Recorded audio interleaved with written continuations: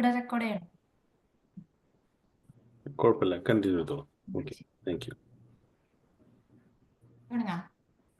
അപ്പോ ഇതിൽ ആരെങ്കിലും ഒരാൾ ധ്യാനം ചൊല്ലുവോ? ആരെങ്കിലും മുന്നോട്ട് വന്നോളൂ. ഓൾഡ് ആൾക്കാർ മതി, ഞാൻ ചൊല്ലാം. ചേച്ചി ചൊല്ലിക്കോളൂ. അപ്പൊ ധ്യാനം മാത്രം മതി. ധ്യാനവും സപ്തശ്ലോകം രണ്ടും ചൊല്ലിക്കോളൂ. ശ്രീ ദുർഗാ സപ്തശതി ധ്യാനം. യാ ശ്രീ സ്വയം സുഹൃദിനാം ഭവനേഷു ലക്ഷ്മീഃ പാപാത്മനാം പ്രദദിയാം ഹൃദയേഷു ബുദ്ധിം ശ്രദ്ധാം സദാം കുലജന പ്രഭവസ്യ ലജ്ജ താം ത്വാം നദസ്മ പരിപാലയ ദേവി വിശ്വം. അത സപ്തശ്ലോകേ ദുർഗാ ശിവവാച. ദേവി ത്വം ഭക്തസുലഭേ സർവകാര്യവിധായിനി കലൗ ഹി കാര്യസിദ്ധ്യർത്ഥം ഉവായ ബ്രൂഹി യത്നതഃ. ദേവി ഉവാച. ശൃണു ദേവ പ്രവേക്ഷ്യാമി കലൗ സർവേഷ്ടസാധനം മയാ തൈവൈവ സ്നേഹേന ബിംബാസ്തുതി പ്രകാശ്യതേ. ഓം അസ്യ ശ്രീ ദുർഗാ സപ്തശ്ലോകി സ്തോത്രമന്ത്രസ്യ നാരായണ ഋഷിഃ അനുഷ്ഠുപ് ഛന്ദഃ. ശ്രീ മഹാകാളി മഹാലക്ഷ്മി മഹാസരസ്വത്യോ ദേവതാഃ. ശ്രീ ദുർഗാ പ്രീത്യർത്ഥം സപ്തശ്ലോകേ ദുർഗാ പാഠേ വിനിയോഗഃ. ഓം ജ്ഞാനിനാമപി ചേതാംസി ദേവി ഭഗവതി ഹി സ ബലാദാകർഷ്യ മോഹായ മഹാമായ പ്രയച്ഛതി. ദുർഗേ സ്മൃത ഹരസി ഭീതിമശേഷജന്തോഃ സ്വസ്തൈ സ്മൃത മതീവ ശുഭാം ദദാസി.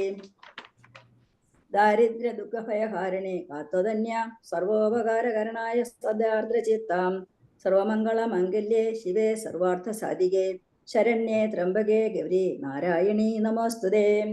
ശരണാഗത ദീനാർത്ഥ പരിത്രാണപരായണേ സർവസ്യാർത്ഥിഹരേ ദേവി നാരായണീ നമോസ്തുതേ. സർവസ്വരൂപേ സർവേശേ സർവശക്തി സമന്വിതേ ഭയേഭ്യത്രാഹിനോ ദേവി ദുർഗേ ദേവി നമോസ്തുതേ.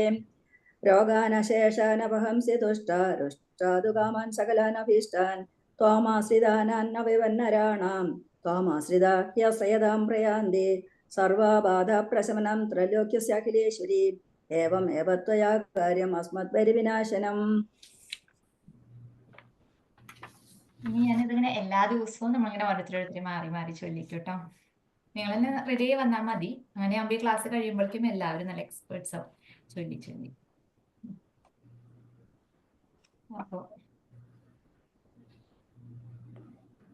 അപ്പോ നമ്മൾ പഠിക്കുന്നത് ദേവി മഹാത്മ്യം.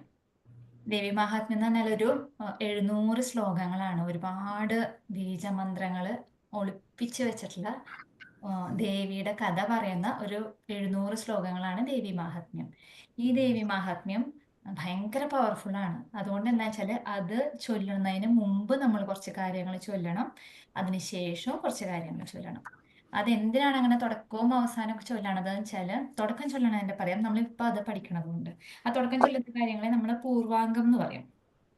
അപ്പൊ ഈ പൂർവാംഗത്തിൽ എന്താന്ന് വെച്ചാല് നമ്മൾ ചൊല്ലണത് ഈ ഇത്രയും പവർഫുൾ മന്ത്രങ്ങൾ ഒളിപ്പിച്ചു വെച്ചിട്ടുള്ള ദേവി മഹാത്മ്യം ഇന്ന് എല്ലാവർക്കും കിട്ടും. എല്ലാ ബുക്ക് സ്റ്റോളുകളിലും എൻ്റെ ബുക്ക് ഉണ്ട്, എല്ലാവർക്കും തോന്നണ പോലെ എടുത്ത് വായിക്കാം അല്ലേ. അപ്പൊ ഈ മന്ത്രങ്ങൾ ശരിക്കും എല്ലാവർക്കും ഈസിലി ആക്സസിബിൾ ആണ്, എല്ലാവർക്കും സുഖമായിട്ട് കിട്ടും. അതിന്റെ ശക്തിയും അവർക്ക് കിട്ടും. അപ്പൊ ഈ ശക്തി ഇപ്പൊ എല്ലാവരും നല്ല കാര്യത്തിന് വേണ്ടി മാത്രം ഉപയോഗിച്ചോളണമെന്നില്ല. അത് പലരും അത് സമൂഹത്തിന് ഗുണമല്ലാത്ത കാര്യങ്ങൾക്ക് ഉപയോഗിക്കാനും സാധ്യതയുണ്ട് അല്ലേ.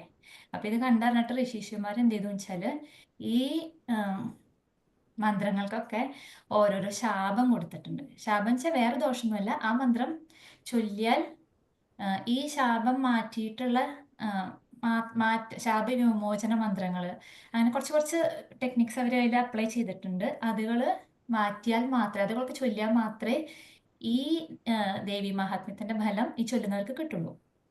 അപ്പൊ അങ്ങനെ ആ ശാപങ്ങളെടുത്ത് മാറ്റാനും അതിന് ചില കീവേഡ്സ് പാസ് കോഡൊക്കെ കൊടുത്തിട്ടുണ്ട്. അതൊക്കെ ചൊല്ലി അങ്ങനെയൊക്കെ ആയി കഴിഞ്ഞാൽ മാത്രമേ ഈ ഫലം ചൊല്ലുന്നവർക്ക് കിട്ടുള്ളൂ.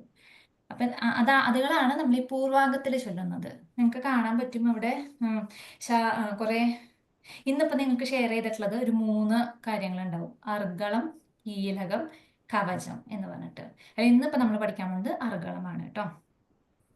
ഈ അർഗളം ഇതുപോലെ തന്നെയാണ്. ഈ ദേവി മാഹാത്മ്യത്തിന്റെ ഗുണം നമുക്ക് പൂർണ്ണമായിട്ടും കിട്ടാൻ വേണ്ടിയിട്ട് നമ്മളെ റെഡിയാക്കുന്ന പലതരം തടസ്സങ്ങൾ ഉണ്ടായിരിക്കും. ഈ ചിലത് ഋഷിമാര് തന്നെ ഇട്ടിട്ടുള്ള തടസ്സങ്ങൾ ഉണ്ടാകും. ചിലത് നമ്മുടെ കർമ്മബലം കാരണം കൊണ്ട് നമുക്ക് കിട്ടാണ്ടിരിക്കുന്ന തടസ്സങ്ങളായിരിക്കും. അപ്പോൾ ഇന്നിപ്പോൾ നമ്മൾ പഠിക്കുന്ന അർഗളം സ്തോത്രം എന്ന് പറയുന്നത് നമ്മളെ ദേവിയുടെയും ഇടയിൽ, അതായത് നമുക്ക് ദേവിയിലേക്ക് എത്താനോ ദേവിക്ക് നമ്മളിലേക്ക് എത്താനോ തടസ്സമായി നിൽക്കുന്ന ചില കാര്യങ്ങളുണ്ട്. അതിനെ ഒഴിവാക്കാൻ വേണ്ടിയിട്ടുള്ള സ്തോത്രങ്ങളാണ് നമ്മളിന്ന് ചൊല്ലണത്. ഈ അർഗളം എന്താ അതിന്റെ അർത്ഥം എന്നറിയോ? ആ വാക്കിന്റെ അർത്ഥം അർഗള ആർക്കെങ്കിലും അറിയോ? സാക്ഷ. ആ, സാക്ഷ എന്നാണ്. ഈ പണ്ടത്തെ വീടുകൾക്കൊക്കെ കണ്ടിട്ടുണ്ട് മരത്തിന്റെ ഡോറ് ഇങ്ങനെ തുറക്കുമ്പോൾ കൃന്ന് ഒച്ച ഉണ്ടാക്കുന്ന ഒരു തരം ഡോറ്. അതിന്റെ നടുവിൽ ഇങ്ങനെ മരത്തിന്റെ തന്നെ ഇതുണ്ടാവും, കൊളുത്തൊക്കെ ആയിട്ട്. അതിനെയാണ് സാക്ഷ എന്ന് പറയാം.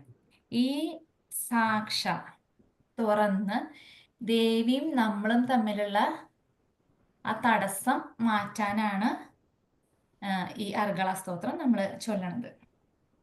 ഈ അർഗള സ്തോത്രം കണ്ടുപിടിച്ച ഋഷി, കണ്ടുപിടിക്കാൻ വെച്ചാൽ ഈ സ്തോത്രങ്ങളൊക്കെ ആരും ഇങ്ങനെ ഉണ്ടാക്കിയതല്ല, അതൊക്കെ അവർ കാണുന്നതാണ് എന്നാ പറയാ. വിഷ്ണു ഋഷിയാണ് ആ അർഗള സ്തോത്രം കണ്ടത്. അതിന്റെ ഛന്ദസ് അനുഷ്ടുപ് ഛന്ദസ്സും. ഈ അർഗള സ്തോത്രത്തിന്റെ ദേവത മഹാലക്ഷ്മി. അപ്പൊ നമുക്കറിയാലോ, ഇതുണ്ടായി കഴിഞ്ഞാല് സർവൈശ്വര്യം ഉറപ്പാണ്. നമ്മൾ ഈ ഓരോ പ്രാവശ്യം ഈ അർഗള സ്തോത്രം ചൊല്ലുമ്പോൾ നമ്മള് ദേവിയോടാണ്, മഹാലക്ഷ്മി ദേവിയെയാണ് നമ്മള് കാണുന്നത്. ദേവിയോടുള്ള സ്തുതിയാണ് അതില്. ഓക്കെ, തുടങ്ങാം നമുക്ക്.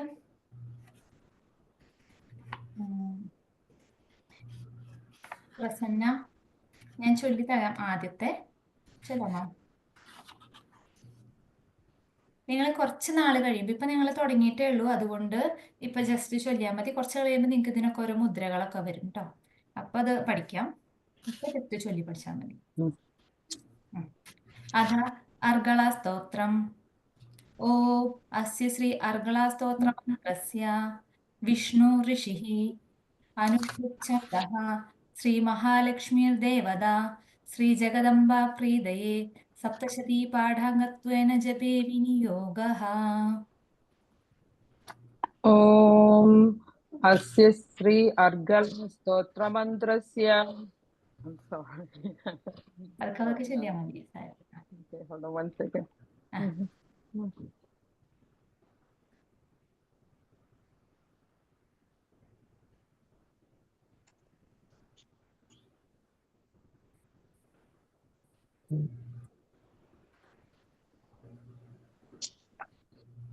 Sorry.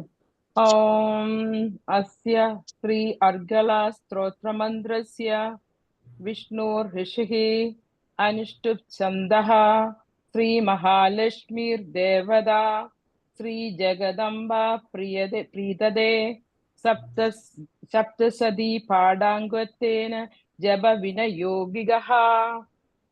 ജഗദംബാ പ്രീതയെ സപ്തശതീ പാഠാംഗത്വേന ജപേ വിനിയോഗഃ. കുഴപ്പമില്ല, ഒരു കുഴപ്പമില്ല. കാരണം നമുക്ക് ശീലമില്ലാത്ത വാക്കുകളാണ് നമ്മളിപ്പോൾ ചൊല്ലിപ്പോണത്. അപ്പൊ ഒക്കെ നമ്മൾ മാറ്റി ചൊല്ലാനുള്ള സാധ്യത നല്ലോണം ഉണ്ട്. കുഴപ്പമില്ല, ധൃതി വേണ്ട. പതുക്കെ എല്ലാ വാക്കുകളെയും കൂടെ നോക്കി നോക്കി ചൊല്ലിപ്പോയാൽ മതി. കുറച്ച് നാളെ സ്ലോലി ചൊല്ലുള്ളൂ, പിന്നെ നിങ്ങളൊക്കെ നല്ല എക്സ്പെർട്ട്. വേഗം വേഗം ചൊല്ലിപ്പോയി.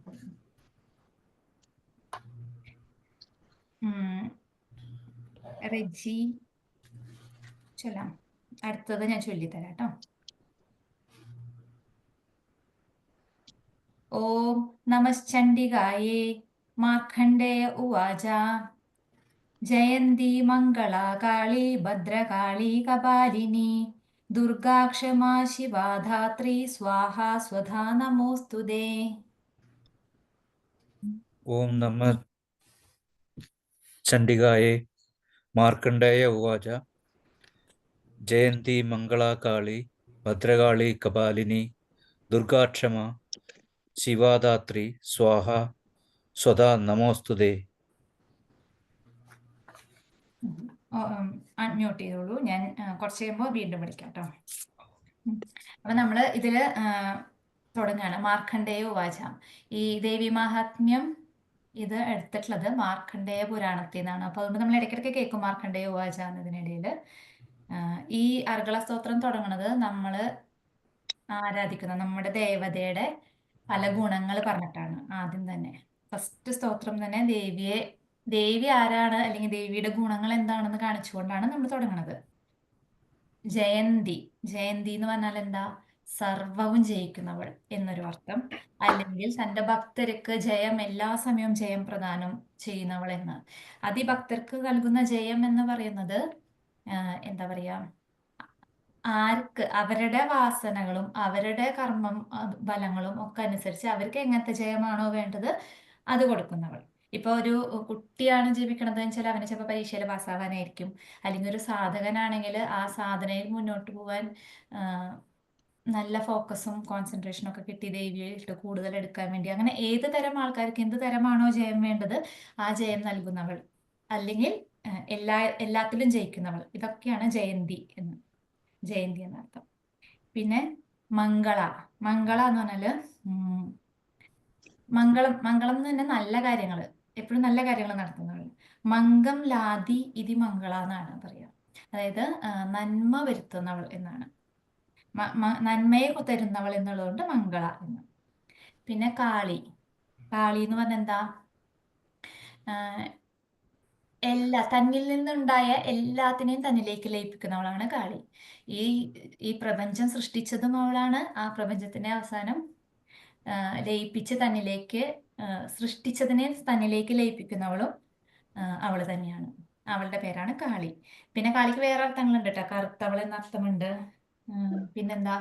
കാലത്തെ ഹരണം ചെയ്തവൾ, അല്ലെങ്കിൽ കാലം ബാധിക്കാത്തവൾ, അതായത് ആദ്യവും അന്തവും ഇല്ലാത്തവൾ. അങ്ങനെ കാലത്തിന്റെ ആദ്യവും അന്തവും ഇല്ലാത്തവൾ, അങ്ങനെയും കാളി എന്ന് പറയും. പല അർത്ഥങ്ങളും പറയും. പക്ഷെ അതെ, ഇതിൽ ഏതാണെന്ന് കൊടുക്കാം. പിന്നെ ഭദ്രകാളി എന്ന് പറഞ്ഞാൽ എന്താ? ഭദ്രം എന്ന് പറഞ്ഞാല് സേഫ്റ്റി അല്ലെങ്കിൽ രക്ഷ. അങ്ങനെ നമുക്കെപ്പോഴും രക്ഷ തരുന്നവൾ, അങ്ങനെയും ഭദ്രകാളിക്ക് ഒരു അർത്ഥമുണ്ട്.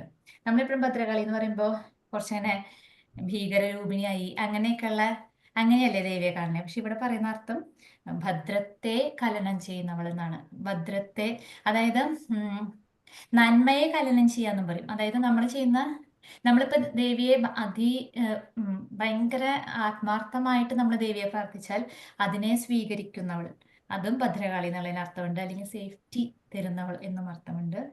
അങ്ങനെ ഭദ്രകാളി.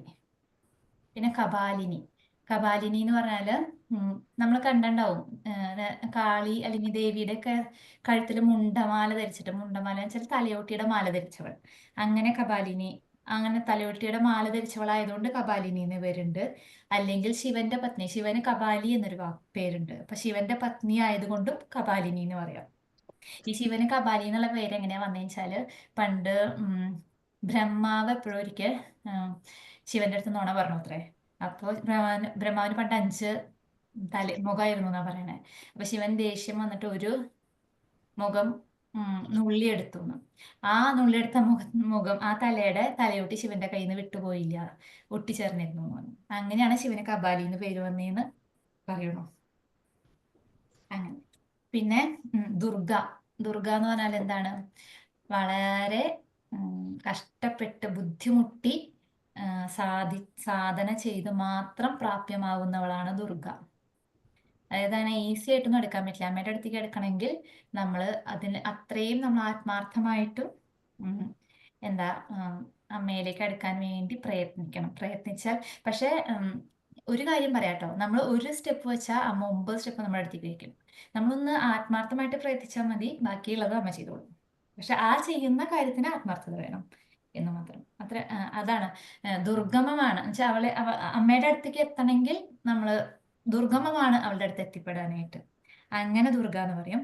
പിന്നെ ദുർഗയ്ക്ക് ഒരർത്ഥം കൂടെ ഉണ്ട്, ദുർഗതിഹാരിണി. അതായത് നമുക്കിപ്പോ ഒരുപാട് ദുർഗതികൾ, നല്ലതല്ലാത്ത ബുദ്ധിമുട്ടുള്ള കാര്യങ്ങൾ ഉണ്ടെങ്കിൽ അതിനെ ശമിപ്പിക്കുന്നവളാണ് അമ്മ. അപ്പൊ അങ്ങനെ ദുർഗതിഹാരിണി എന്നും പറയും. അല്ലെങ്കിൽ ദുർഗങ്ങളെ, ബുദ്ധിമുട്ടുകളെ തരണം ചെയ്യാൻ സഹായിക്കുന്നവൾ ഒക്കെ ദുർഗ. പല അർത്ഥങ്ങളും വരും കേട്ടോ. പിന്നെ ക്ഷമ എന്ന് പറഞ്ഞാല് ഭൂമി ദേവിയുടെ അർത്ഥം പറയും. അതായത് ഈ ഭൂമി ദേവിയാണ് ഇവിടെ ക്ഷമ എന്ന് പറയുന്നത്.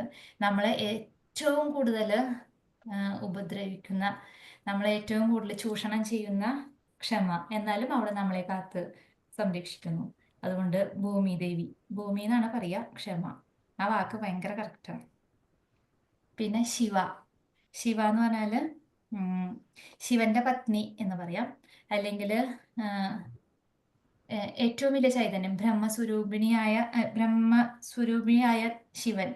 ആ ശിവന്റെ തന്നെ ഈ ശിവൻ ശിവ എന്നൊന്നും പറയണത് ലിംഗഭേദം വെച്ചിട്ടല്ല, ആണ് പെണ്ണെന്നുള്ളതുകൊണ്ടല്ല. ചിലപ്പോൾ ആണായിട്ട് വരും, അല്ലെങ്കിൽ പെണ്ണായിട്ട് വരും. ഇതെല്ലാം എന്താ പറയാ,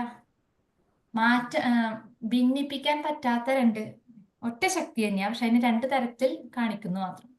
എന്നുവെച്ചാല് പരസ്പര പൂരകങ്ങളായിട്ടുള്ള 2 ശക്തി, അല്ലെങ്കിൽ ഒറ്റ ശക്തി തന്നെ, പക്ഷെ പരസ്പര പൂരകങ്ങളായിട്ട് നിൽക്കുന്ന ശക്തി. അതുകൊണ്ട് ശിവൻ തന്നെയാണ് ശിവ, ശിവന്റെ മറ്റൊരു രൂപം ശിവ, അല്ലെങ്കിൽ ശിവന്റെ ഭാര്യ, പത്നി എന്ന് പറഞ്ഞാലും വിരോധമില്ല. ഈ രൂപത്തിലൊക്കെയാണ് പറയണത് മാത്രം. ദേവിയുടെ അങ്ങനെ പല പല ഭാവങ്ങൾ പറയണ്ട കേട്ടോ. പിന്നെ ധാത്രിക്ക് വീണ്ടും ഭൂമി എന്നർത്ഥമുണ്ട്, അല്ലെങ്കിൽ വളർത്തമ്മ എന്നൊരർത്ഥമുണ്ട്. ഈ ക്ഷമയും ധാത്രിയും ആക്ച്വലി ഒരേ അർത്ഥം തന്നെയാണ് കാണിക്കുന്നത്. പിന്നെ സ്വാഹ എന്ന് നമ്മൾ എവിടെ സ്വാഹ എന്ന് ഉപയോഗിക്കുക കേട്ടുണ്ടോ? മന്ത്രങ്ങളില് മിക്കവാറും ഹോമങ്ങൾ. ഹോമത്തില് നമ്മൾ എന്തിനാ ഹോമം ചെയ്യണത്? നമ്മൾ ഏത് ദേവതയാണോ ആരാധിക്കുന്നത് ആ ദേവതയ്ക്ക് നമ്മൾ അർച്ചിക്കുന്നതാണ്. അവർക്ക് അഗ്നിയിൽ അർച്ചിക്കുന്നത് അവർക്കുള്ള ഭക്ഷണം, അല്ലെങ്കിൽ അവർക്കുള്ള നിവേദ്യമൊക്കെയാണ് നമ്മൾ അർച്ചന. നമ്മുടെ പ്രാർത്ഥനയോട് കൂടി നമ്മൾ അർച്ചിക്കുന്നത് അവരിലേക്ക് എത്താൻ വേണ്ടിയിട്ടുള്ള ഒരു മാർഗമാണ് അഗ്നി. പക്ഷെ അഗ്നി അല്ല അത് അവർക്ക് എത്തിക്കുക. അഗ്നിയിലേക്ക് അർപ്പിക്കുന്ന ആ ഹോമദ്രവ്യങ്ങൾ, നമ്മുടെ പ്രാർത്ഥനയോട് കൂടിയിട്ടുള്ള ഹോമദ്രവ്യങ്ങൾ അവിടെ ആ ഏത് ചൈതന്യത്തിലേക്കാണോ അവരിലേക്ക് എത്തിക്കുന്ന ആ ശക്തിയാണ് സ്വാഹാദേവി എന്ന് പറയാ. ഈ സ്വാഹാദേവി ശരിക്കും ദക്ഷന്റെ പുത്രിയാന്ന് പറയും, സ്വാഹാദേവി. ഇതൊക്കെ ദേവി നമ്മുടെ പരാശക്തിയുടെ ഓരോരോ രൂപങ്ങളാണ് കേട്ടോ. പിന്നെ സ്വധാദേവി.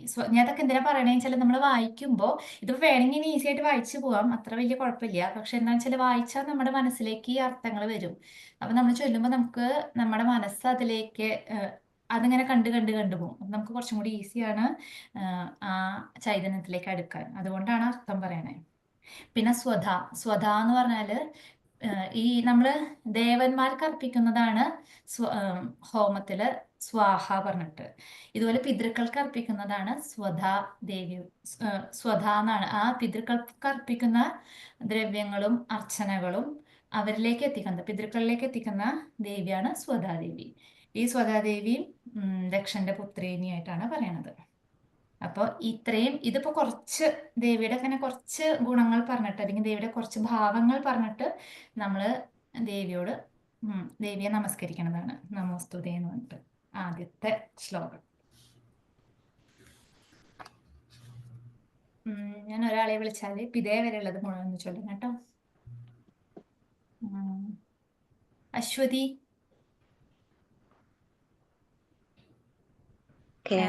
തുടക്കം തൊട്ട് ചൊല്ലണേ, അർഗള സ്തോത്രം തൊട്ട്.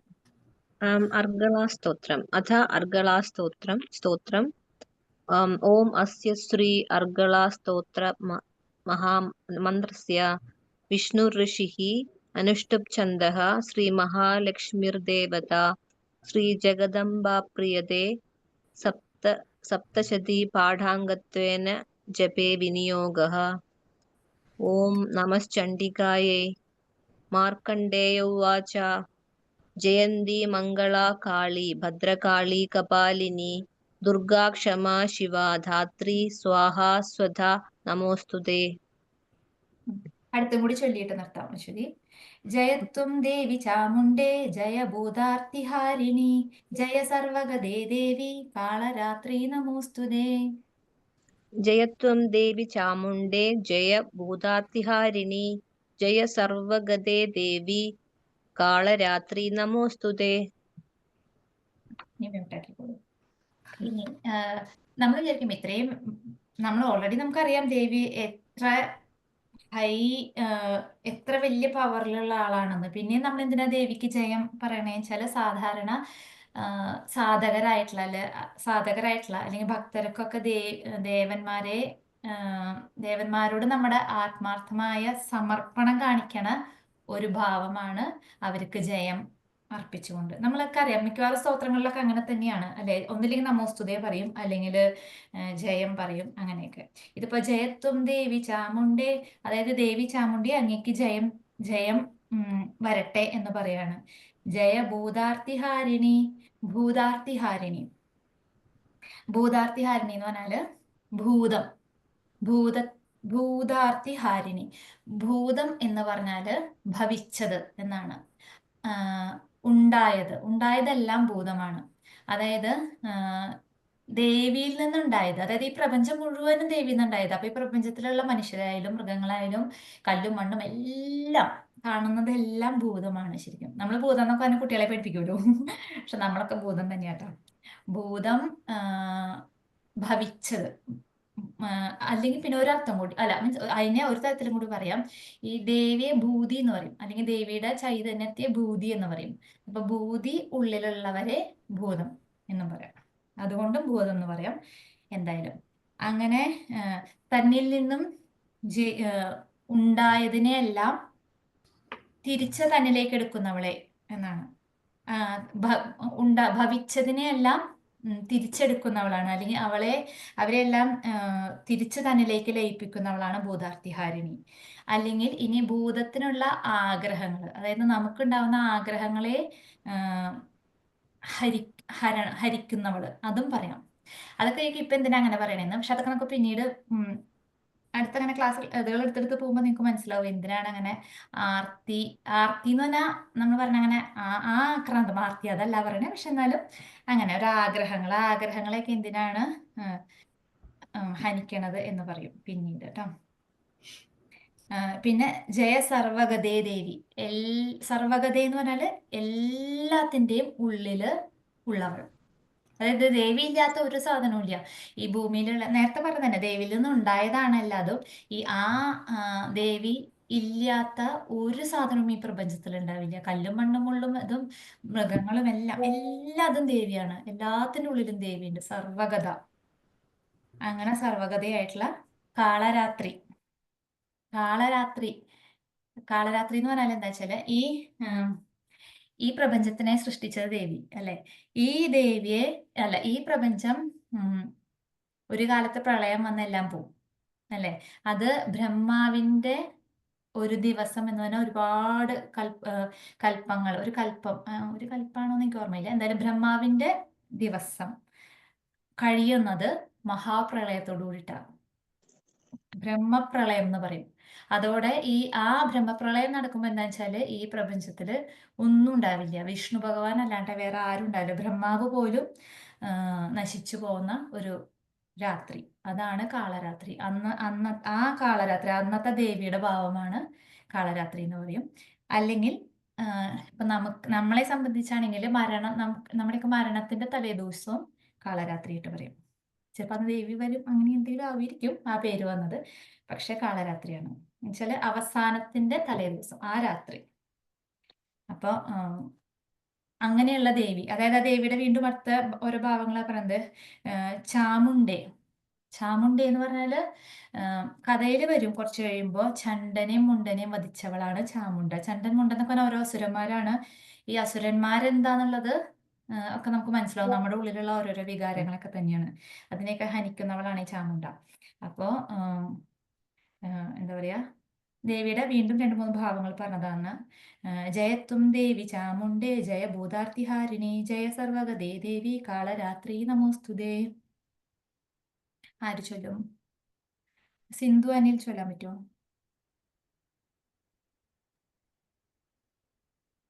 ജയത്വം മുണ്ടേ ജയ ഭൂതാർത്തിഹാരിണി, ജയ സർവഗതേ ദേവി കാളരാത്രി നമോസ്തുതേ. അടുത്തും കൂടി ചൊല്ലാം. മധുകൈടവ വിദ്രാവി വിധാതൃവരതേ നമഃ, രൂപം ദേഹി ജയം ദേഹി യശോ ദേഹി ദ്വിഷോ ജഹി. സിന്ധു എന്നെ ചൊല്ലണേ. മധുകൈടവ വിദ്രാവി വിധാതൃവരതേ നമഃ, രൂപം ദേഹി ജയം ദേഹി യശോ ദേഹി ദിശോ ജഹി. ഇനി ഞാൻ നേരത്തെ സ്ത്രീ സിന്ധുവിനെ എന്താ? നേരത്തെ വിളിച്ചത് ഈ സിന്ധു തന്നെയാണോ? ഈ രണ്ടുപേരും ഇപ്പൊ കണ്ടു. അറിയത്തില്ല. ശരി. ഓക്കെ. എന്താ മധുകൈടഭ വിദ്രാവി. ഇനി മധുകൈടഭൻ ഈ ഇതിപ്പോ ദേവി മഹാത്മ്യത്തിന്റെ പൂർവാംഗമായതുകൊണ്ട് ഇതിൽ കുറെ പേരുകൾ കാണും. നമ്മൾ പല അസുരന്മാരുടെയും പേരുകൾ കാണും. ഇവരെയൊക്കെ നമ്മൾ വിശദമായിട്ട് അധ്യായങ്ങളിൽ പഠിക്കും. അതുകൊണ്ട് ഇപ്പൊ തൽക്കാലം ഇങ്ങനെ പേര് പറഞ്ഞു പോകണുള്ളൂ. കൂടുതൽ എക്സ്പ്ലനേഷൻ ഇല്ല. കാരണം അത് പിന്നീട് നല്ലോണം പറയുന്നുണ്ട്. അതുകൊണ്ടാണ് കേട്ടോ. ഇപ്പൊ ദേവിയുടെ ഓരോരോ ഗുണങ്ങൾ ഭാവങ്ങളൊക്കെ നമ്മളിങ്ങനെ പറഞ്ഞു പോണതാണ്. മധുകൈടഭ വിദ്രാവി. മധുകൈടഭൻ എന്ന് പറഞ്ഞിട്ടൊരു അസുരനുണ്ട്. ഒന്നാമത്തെ ചരിതത്തിൽ വരുന്നതാണ് ഈ മധുകൈടഭൻ. ഈ മധുകൈടഭൻ എവിടുന്നാ വരുന്നതെന്ന് വെച്ചാല് വിഷ്ണു ഭഗവാന്റെ കർണമലത്തിൽ നിന്ന് ഉണ്ടായി വരുന്നതാണ് മധുകൈടഭൻ. രണ്ടുപേരാട്ടത്, മധുവും കൈടഭനും രണ്ടുപേര്. ഇവര് നേരെ വന്ന് വിഷ്ണു ഒരു ദിവസം ഉറങ്ങണ സമയത്ത് വിഷ്ണുവിന്റെ കർണമലത്തിൽ നിന്ന് വന്ന ഈ മധുകൈടഭന്മാര് ആദ്യം എന്താ ചെയ്യുക, അവര് പുറത്തേക്ക് വന്ന് കണ്ടത് ആദ്യം ബ്രഹ്മാവിനെ. അപ്പൊ ബ്രഹ്മാവിനെ ഓടിക്കാൻ പിന്നാലെ പോയി. അപ്പൊ ബ്രഹ്മാവ് പേടിച്ചിട്ട് ദേവിയെ സ്തുതിച്ച് ദേവി വന്ന് ഇവരെ കൊല്ലണതൊക്കെയാണ് കഥ. അപ്പൊ ഇങ്ങനെ ഈ മധുകൈടഭന്മാരെ വിദ്രാവണം ചെയ്യുക എന്ന് വെച്ചാൽ ദ്രവിപ്പിക്കുക അല്ലെങ്കിൽ ഹനിക്കുക.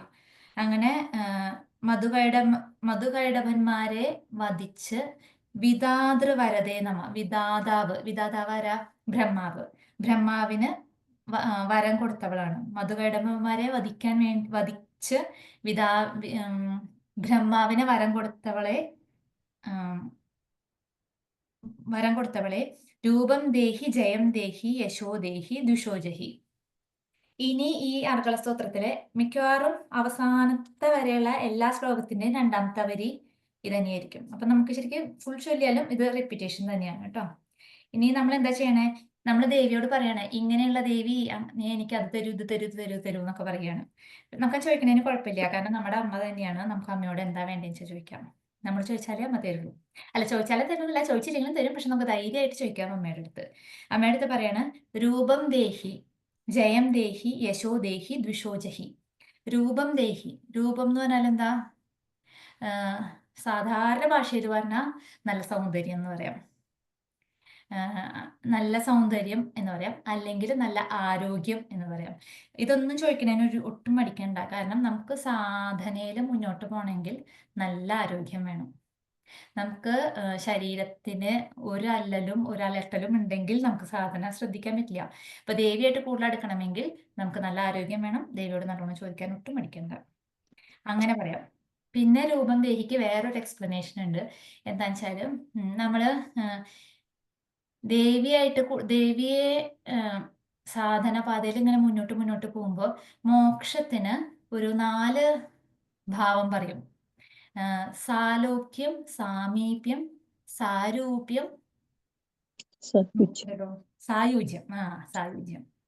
അതില് സാലോക്യം എന്ന് പറഞ്ഞാൽ എന്താ വെച്ചാല് നമ്മളിങ്ങനെ അതില് എന്താ പറയാ, സാധനപാതയിൽ ഇങ്ങനെ മുന്നോട്ട് പോയി നമ്മൾ ദേവിയുടെ ലോകത്തെത്തി ദേവിയെ കാണണ ഒരവസ്ഥ.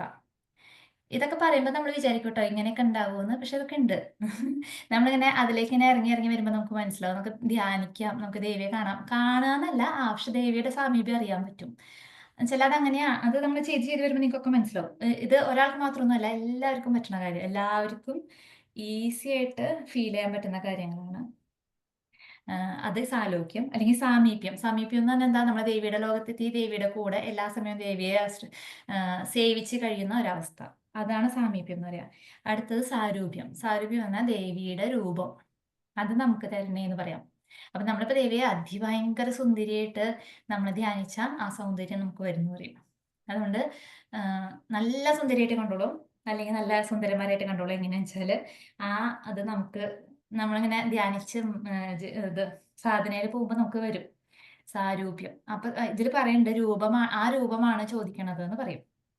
പിന്നെ ഇനിയും ഒരു ഇതുണ്ട്, എന്താ പറയാ, വേണമെങ്കിൽ ഇങ്ങനെയും കൂടി പറയാം. നമ്മുടെ മിത്രങ്ങൾക്കെല്ലാം ഏറ്റവും മോഹനകരമായ, അതായത് നമ്മുടെ ഏറ്റവും നല്ല രൂപവും ശത്രുക്കൾക്ക് അതിഭയങ്കരമായ രൂപം, അതായത് അവർക്ക് നമ്മുടെ അടുത്തേക്ക് അടുക്കാൻ പറ്റാത്ത രീതിയിലുള്ള ഒരു രൂപം. അതായത് ആർക്കാണോ ആൾക്കാരെ അനുസരിച്ച് അവർക്ക് കിട്ടുന്ന എനർജി, നമ്മളിൽ നിന്ന് കിട്ടുന്ന എനർജി വെവ്വേറെ ആയിരിക്കും. അങ്ങനത്തെ രൂപത്തിനെയും പറയും. ഇപ്പൊ നല്ല വശ്യത, നല്ല ആൾക്കാരോട് നല്ല വശ്യമായിട്ട് പെരുമാറാനും അല്ലെങ്കിൽ വശ്യമായിട്ടുള്ള ഫീല് കൊടുക്കാനും അല്ലാത്തവരോട് അത്യാവശ്യം ഭയങ്കരന്മാരായിട്ടുള്ള ഫീല് കൊടുക്കാനും ഒക്കെ ഏത് രൂപമാണോ നമുക്ക് ചുറ്റുമുള്ളവർക്ക് കൊടുക്കേണ്ടതെന്ന് വെച്ചാൽ ആ രൂപം തരണേന്നും, അത് കുറച്ചും കൂടി അർത്ഥം കറക്റ്റാ. അങ്ങനെയും ഒരു എക്സ്പ്ലനേഷൻ ഉണ്ട്. അത് രൂപം ദേഹി ജയം ദേഹി, നമ്മൾ ചെയ്യുന്ന എല്ലാ കാര്യങ്ങൾക്കും ജയം, വിജയം, നല്ല നല്ല റിസൾട്ട്. ഇപ്പൊ സാധന പാതയിലാണെങ്കിൽ അതിൽ പോകുമ്പോൾ നല്ലോണം മുന്നോട്ട് പോകാനും ദേവിയെ കാണാനും അങ്ങനെയൊക്കെ പറ്റും. അല്ലെങ്കിൽ നമ്മൾ ചെയ്യുന്ന ലൗകിക കാര്യങ്ങളിലായാലും എല്ലാത്തിലായാലും നമ്മൾ എന്ത് തരമാണോ, എന്ത് കർമ്മമാണോ ചെയ്യുന്നത് അതിൽ വിജയം ചോദിക്കണേന് അതാണ് പിന്നെ ചോദിക്കണത്. പിന്നെ യശസ് അത്യാവശ്യം. നമ്മളൊരു കാര്യം ചെയ്താൽ എല്ലാവരും ഒരു 4 ആൾ അറിഞ്ഞാൽ നമുക്കത് ഭയങ്കര നല്ലത് തന്നെയാണ്. അപ്പൊ അതുകൊണ്ട് യശസ്സൊന്നും ചോദിക്കണേന് കുഴപ്പമില്ല. എന്താ പറയാ, നമ്മുടെ കീർത്തി, എല്ലാവരും നമ്മൾ ചെയ്യുന്ന കാര്യങ്ങൾ നല്ല രീതിയിൽ അംഗീകരിക്കുക, ഇതൊക്കെ അത്യാവശ്യമുള്ള കാര്യങ്ങളാണ്. നല്ലതാണെങ്കിൽ നല്ലത്, പൊട്ട കാര്യങ്ങളാണെങ്കിൽ പൊട്ടയമാവും. പക്ഷെ നല്ല യശസ്, നല്ല കീർത്തി, അതാണ് യശോദേഹി. പിന്നത്തതാണ് ദ്വിഷോജഹി. ദ്വിഷന്മാരെന്ന് പറഞ്ഞാല് ശത്രുക്കളെ തോൽപ്പിക്കണേ എന്നാ പറയണേ, അല്ലെങ്കിൽ ശത്രുക്കളെ നിഗ്രഹിക്കണേ, അല്ലെങ്കിൽ അവരെ അകറ്റണേ എന്നാണ് അതിന്റെ അർത്ഥം. ഇപ്പൊ നമുക്ക് ഇത്രയും ഭയങ്കര ശത്രുക്കൾ ഉണ്ടാവുമോ? എല്ലാവർക്കും നമ്മളിപ്പോ ഉദ്ദേശിക്കണ പോലെ മനുഷ്യന്മാരൊക്കെയാണ് ശത്രുക്കൾ എന്ന് വെച്ചാല്, അങ്ങനെ ശത്രുക്കളെ തോൽപ്പിക്കണേ അല്ലെങ്കിൽ നിഗ്രഹിക്കണേ എന്ന് പറയണതിന്റെ അർത്ഥം ഒന്നില്ലെങ്കിൽ ആരെങ്കിലുമായിട്ട് നമ്മുടെ ഫ്രണ്ട്സ് അല്ലെങ്കിൽ അങ്ങനെ മനുഷ്യന്മാരെയാണ് നമ്മൾ ഉദ്ദേശിക്കുന്നത് വെച്ചാല് അവർക്ക് നമ്മളോടുള്ള ശത്രുത മാറ്റണേന്നായിരിക്കാം അർത്ഥം. അല്ലെങ്കിൽ അത് പുറത്തുള്ള ശത്രുക്കള്, അല്ലെങ്കിൽ നമ്മുടെ ഉള്ളിലാണ് ഏറ്റവും കൂടുതൽ ശത്രുക്കൾ ഉള്ളത്. നമുക്ക് ഒരുപാട് ശത്രുക്കളുണ്ട്. മറ്റേത് മറിച്ചതെന്ന് പറഞ്ഞിട്ട് എന്തൊക്കെ കുഴപ്പങ്ങളുണ്ട്. അസൂയ, കുശുമ്പ വക ഒരുപാട് എന്താ പറയാ ശത്രുക്കള് നമ്മുടെ ഉള്ളിൽ തന്നെ ഇരിക്കുന്നുണ്ട്. ആ ശത്രുക്കളെ പിന്നെ എന്താ പറയാ, ധൈര്യമില്ലായ, ഉത്കണ്ഠ, ആങ്സൈറ്റി, ഇങ്ങനത്തെ കുറേ കുഴപ്പങ്ങളുണ്ട്. നമ്മുടെ വളർച്ചയ്ക്ക് തടസ്സം വരുത്തുന്ന ഒരു പറ്റം ശത്രുക്കൾ നമ്മുടെ ഉള്ളിൽ തന്നെയുണ്ട്. അതുകളെ മാറ്റാനായിരിക്കാം പറയണത്. നമുക്ക് മുന്നോട്ട് നല്ലോണം പോകാനുള്ള കാര്യങ്ങളാണ് നമ്മൾ ദേവിയുടെ അടുത്ത് ചോദിക്കണേ. അതുകൊണ്ടാണ് രൂപം ദേഹി ജയം ദേഹി യശോദേഹി ദ്വിഷോജഹി. വിദ്യ ചൊല്ലാം. മധുകൈടപവിദ്രാവി വിധാതൃവരദേ നമ രൂപം ദേഹി ജയം ദേഹി യശോ ദേഹി ദിശോ ജഹി. അടുത്തതും കൂടി പറഞ്ഞുതരാം. മഹിഷാസുര നിർനാശി ഭക്താനാം സുഗതേ നമഃ രൂപം ദേഹി ജയം ദേഹി യശോ ദേഹി ദിശോ ജഹി. മഹിഷാസുര നിർനാശി ഭക്താനാം സുഗതേ നമഃ രൂപം ദേഹി ജയം ദേഹി യശോ ദേഹി ദിശോ ജഹി. നോട്ട് ചെയ്തോളൂ കേട്ടോ. ഇനി അടുത്തത് മഹിഷാസുരൻ എന്ന് പറഞ്ഞാല് എനിക്കൊരു ദേവി മഹാത്മ്യത്തിലെ രണ്ടാമത്തെ ചരിതത്തിൽ വരുന്ന ഒരു അസുരനാണ് മഹിഷാസുരൻ. ഈ മഹിഷാസുരനെ പൂർണ്ണമായും നശിപ്പിച്ച് ഭക്തന്മാർക്ക് സുഖം നൽകിയ ദേവി രൂപം ദേഹി ജയം ദേഹി യശോദേഹി ദ്വിഷോജഹി. ഇനിയൊരു 2-3 ഇതുപോലെ തന്നെ കേട്ടോ. പിന്നെ നമുക്കധികം എക്സ്പ്ലനേഷൻ ഇല്ല, സെൽഫ് എക്സ്പ്ലനേറ്ററി ആയിട്ടുള്ള കുറച്ച് ശ്ലോകങ്ങളാണ്. ഇനി ഒരാളും കൂടി, ധന്യ.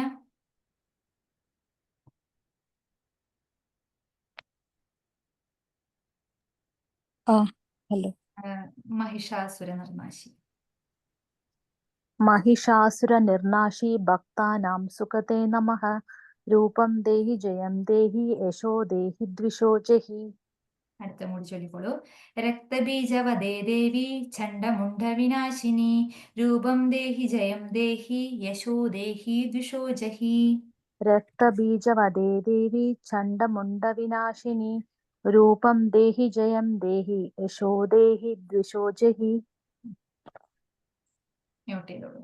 ഇനി അടുത്തത് രക്തബീജൻ അല്ലേ. രക്തബീജനും ഇതുപോലെ എനിക്ക് തോന്നുന്നു 8ാമത്തെ അധ്യായത്തില് വരുന്ന ഒരു അസുരൻ. ഇതൊക്കെ നമ്മൾ വിചാരിക്കും എന്താണ് ഈ ദേവിക്ക് ഇത്രയും അധികം അസുരന്മാരെ കൊല്ലലും. ഇനി ഇത് തുടങ്ങിയാല് ഫുള്ള് യുദ്ധമാണ്. എന്തൊക്കെ തരം യുദ്ധത്തിന്റെ ടെക്നിക്സ് ആണ് ഉള്ളതെന്ന് നമുക്ക് പറഞ്ഞാ ഇതാവില്ല. നമുക്ക് വിചാരിക്കാത്തത്ര അധികം യുദ്ധം എക്സ്പ്ലെയിൻ ചെയ്യുന്നുണ്ട്. പക്ഷെ ഈ യുദ്ധമൊക്കെ ചെയ്യുന്നത് നമ്മുടെ ഉള്ളിൽ തന്നെയാണെന്നുള്ളത് ഓർത്താൽ മതി. അപ്പൊ അതുപോലെ ഒരു അസുരനാണ് രക്തബീജൻ. ഈ രക്തബീജനെ ആ, വധിച്ച് രക്തബീജനെ വധിച്ച ചണ്ഡമുണ്ടൻ, ഇതും രണ്ടുപേരാണ്. ചണ്ഡനും മുണ്ടനും രണ്ട് അസുരന്മാരാണ്. ഇവരെയും നശിപ്പിച്ച ദേവി അങ്ങനെക്ക് രൂപം ദേഹി ജയം ദേഹി യശോദേഹി ദുഷോജഹി. ഇവിടെയൊക്കെ അധികം എക്സ്പ്ലെയിൻ ചെയ്യാനില്ല, ഇതൊക്കെ കുറച്ച് എളുപ്പമുള്ള കാര്യങ്ങളാണ്.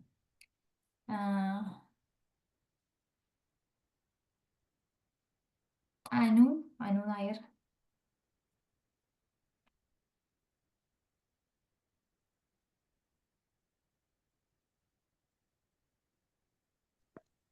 സോറി കേട്ടോ, ലേറ്റ് ആയി. സാറില്ല. രക്തബീജവതേ ദേവി.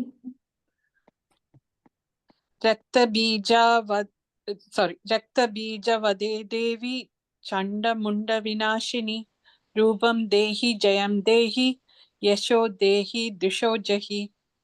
അടുത്തും കൂടി.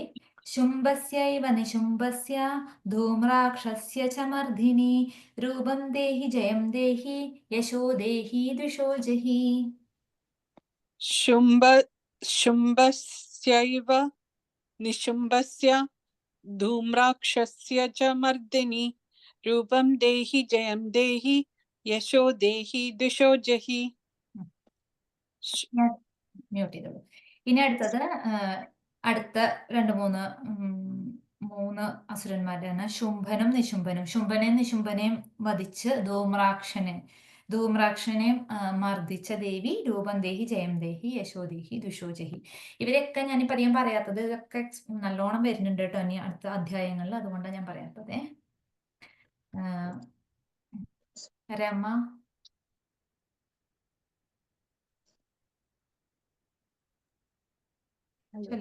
ശുംഭസ്യൈവ ഏതാണ് പറയുന്നത്? ആറാമത്തെ ശുംഭസ്യൈവ.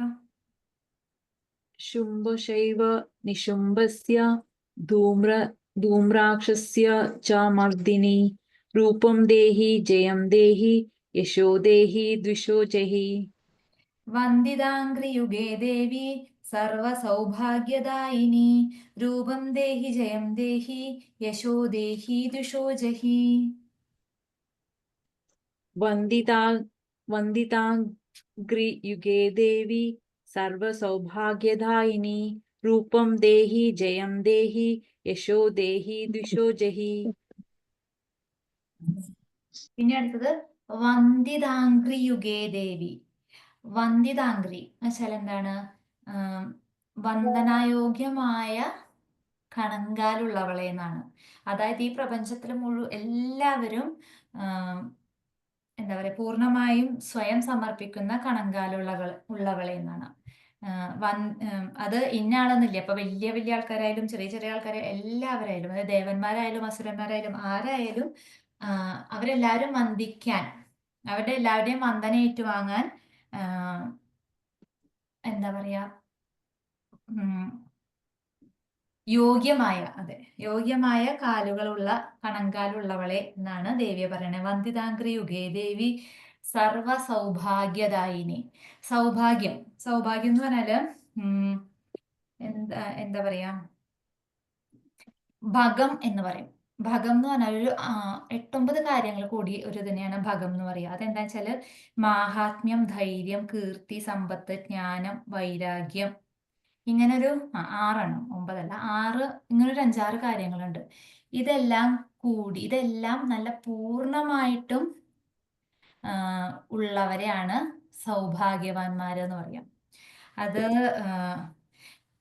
പൊതുവെ എല്ലാവർക്കും അത് എല്ലാതും ഒരുപാടുണ്ടാവില്ല. എല്ലാവർക്കും അതിങ്ങനെ കുറച്ച് ഏറിയും കുറഞ്ഞൊക്കെ ഇരിക്കും. അത് ഒരുവിധം കൂടുതലുള്ളവരെയൊക്കെ നമ്മൾ ഭാഗ്യവാന്മാരെന്നൊക്കെ പറയും. പക്ഷെ എന്നാലും അത് പൂർണ്ണമായിട്ടും കൂടുതലുള്ള ഏറ്റവും പാരമ്യത്തിൽ നിൽക്കുന്ന ആ അവസ്ഥയാണ് സൗഭാഗ്യം എന്ന് പറയാം. അതുകൊണ്ടാണ് നമ്മൾ ഭഗവാൻ എന്ന് പറയുന്നത്. ഭഗവാൻ, ഈ ഭഗം ഏറ്റവും കൂടുതലുള്ളവരാണ് ഭഗവാൻ. ദേവന്മാര് മാത്രല്ലേ ഭഗവാന്മാര്. അങ്ങനെ അപ്പൊ നമ്മൾ ദേവിയോട് എന്താ പറയണത്? ആ സൗഭാഗ്യം എനിക്ക് തരണേന്നല്ലേ പറഞ്ഞേ? സൗഭാഗ്യദായിനിയാണ്. അപ്പൊ ഒരു കുഴപ്പമില്ലാണ്ട് ദേവിയോട് ചോദിച്ചോളൂ, ആ സൗഭാഗ്യം തന്നോളൂ. വന്ദിതാംഗ്രിയുഗേ ദേവി സർവസൗഭാഗ്യദായിനി രൂപം ദേഹി ജയം ദേഹി യശോ ദേഹി ദുഷോ ജഹി. ആ, രഗേത രഗേത ചൊല്ലാം. അചിന്യരൂപചരിതേ അതല്ലേ? അല്ല, വന്ദിതാംഗ്രിയുഗേ ദേവി. വന്ദിതാംഗ്രിയുഗേ ദേവി സർവസൗഭാഗ്യദായിനി രൂപം ദേഹി ജയം ദേഹി യശോ ദേഹി ദുഷേ ജഹി. ദുഷോ ജഹി. ദുഷോ ജഹി. അതെ. ഇനി രഗേത എന്ന് ചൊല്ലിക്കൂടെ അടുത്തത്? അചിന്യരൂപ അചിന്യരൂപചരിതേ സർവശത്രുവിനാശിനി രൂപം ദേഹി ജയം ദേഹി യശോ ദേഹി ദുഷോ ജഹി. അചിന്യരൂപചരിതേ സർവശത്രുവിനാശിനി രൂപം ദേഹി ജയം ദേഹി യശോ ദേഹി ദുഷോ ജഹി. ഇനി അചിന്യരൂപചരിതേ. അചിന്യം, അതായത് നമുക്ക് ചിന്തിക്കാൻ പറ്റാത്ത അധികം രൂപങ്ങളും ചരിതങ്ങളും ഉള്ളവളാണ് ദേവി എന്ന് പറയും. നമ്മളിപ്പോ ഓൾറെഡി ഇങ്ങനെ ബുക്കുകളിലൊക്കെ എന്താ പറയാ, ഇങ്ങനെ ഓരോ ദേവി മഹാത്മ്യത്തിലും എന്താ പറയാ ദേവി ഭാഗവതത്തിലും ഒക്കെ ഒരുപാട് കഥകൾ നമ്മൾ ദേവിയെ കുറിച്ച് കേട്ടിട്ടുണ്ട്. പക്ഷെ എന്നാലും നമുക്ക് ചിന്തിക്കാവുന്നതിൽ കൂടുതൽ കഥകളും ചരിതങ്ങളും രൂപങ്ങളും ഉള്ളവളാണ് ദേവി എന്നാണ്. അത് ശരിക്കും ചിന്തിക്കാൻ കുറച്ചുള്ളതാ. എന്താ വെച്ചാലും നമ്മുടെ കഴിവ് കുറവ്, അല്ലെങ്കിൽ നമുക്ക് എത്രത്തോളമാണോ ദേവിയെ കുറിച്ച് അറിയാനുള്ള ഒരവസ്ഥയുള്ളത് അതിലും അപ്പുറമാണ് ദേവി. അതായത് നമ്മുടെ ടൈം സ്പേസ് ലിമിറ്റഡ് ആണ് അല്ലെ. നമ്മൾ ജനിച്ച് നമ്മൾ മരിക്കുന്ന വരെയുള്ള കാലത്തെ നമ്മൾ ജീവിക്കുന്നുള്ളൂ. അതിനപ്പുറവും കാലമുണ്ട്, മുമ്പും കാലമുണ്ടായിരുന്നു. ഇപ്പോൾ കുറച്ച് ജനറേഷനൊക്കെ അങ്ങോട്ടും ഇങ്ങോട്ടും പറഞ്ഞും കഥകൾ കേട്ടും അങ്ങനെയൊക്കെ നമ്മൾ അറിയുന്നുണ്ടാവും. പക്ഷെ അതിനും അപ്പുറമാണ് ദേവിയുടെ ചരിതങ്ങൾ ഉള്ളത് എന്നാ പറയണേ. ദേവി അതിനും അപ്പുറം, അതായത് തുടക്കവും എന്ന് പ്രപഞ്ചമുണ്ടായോ അന്ന് മുതൽ ദേവിയുണ്ട്. പക്ഷെ നമുക്ക് അത്രയൊന്നും ദേവിയെ കുറിച്ച് ചിന്തിക്കാൻ പോലും പറ്റാത്ത അത്രയും കാലമായിട്ട് ദേവി ഉണ്ടെന്ന് പറയും. അതുപോലെ തന്നെയാണ് രൂപം. നമുക്കിപ്പോ ദേവിയുടെ രൂപം പറഞ്ഞറിയാം, അല്ലെങ്കിൽ നമ്മൾ കാണുന്ന പോലെ ഈ പ്രപഞ്ചത്തിൽ നമ്മൾ കാണുന്നത് എല്ലാത്തിലും ദേവിയുണ്ട്, എല്ലാം ദേവിയാണ് അങ്ങനെ പറയാം. നമുക്ക് കാണാൻ പറ്റാത്ത ഒരുപാട് കാര്യങ്ങളുണ്ട് അല്ലെ. നമ്മൾ ഭയങ്കര ലിമിറ്റഡാ. നമുക്ക് കാണാൻ അല്ലെങ്കിൽ കേൾക്കാൻ നമ്മുടെ എല്ലാ ഇന്ദ്രിയത്തിൻ്റെയും കപ്പാസിറ്റി വളരെ കുറവാണ്. കുറച്ച് ശബ്ദമേ കേൾക്കാൻ പറ്റുള്ളൂ, കുറച്ച് കളറേ നമുക്ക് കാണാൻ പറ്റുള്ളൂ, ചില കാര്യങ്ങൾ മാത്രമേ നമുക്ക് സ്പർശനത്തിൽ കൂടെ മനസ്സിലാവുള്ളൂ. പിന്നെ രൂപം, രസം, ഗന്ധം അതൊക്കെ നമുക്കറിയാലോ. വളരെ 6 രസങ്ങളെ നമുക്ക് രുചിക്കാൻ പറ്റുള്ളൂ, മനസ്സിലാവുള്ളൂ നമ്മുടെ നാവിന്. പിന്നെന്താ ഗന്ധവും വളരെ കുറച്ചേ നമുക്ക് മനസ്സിലാവുള്ളൂ.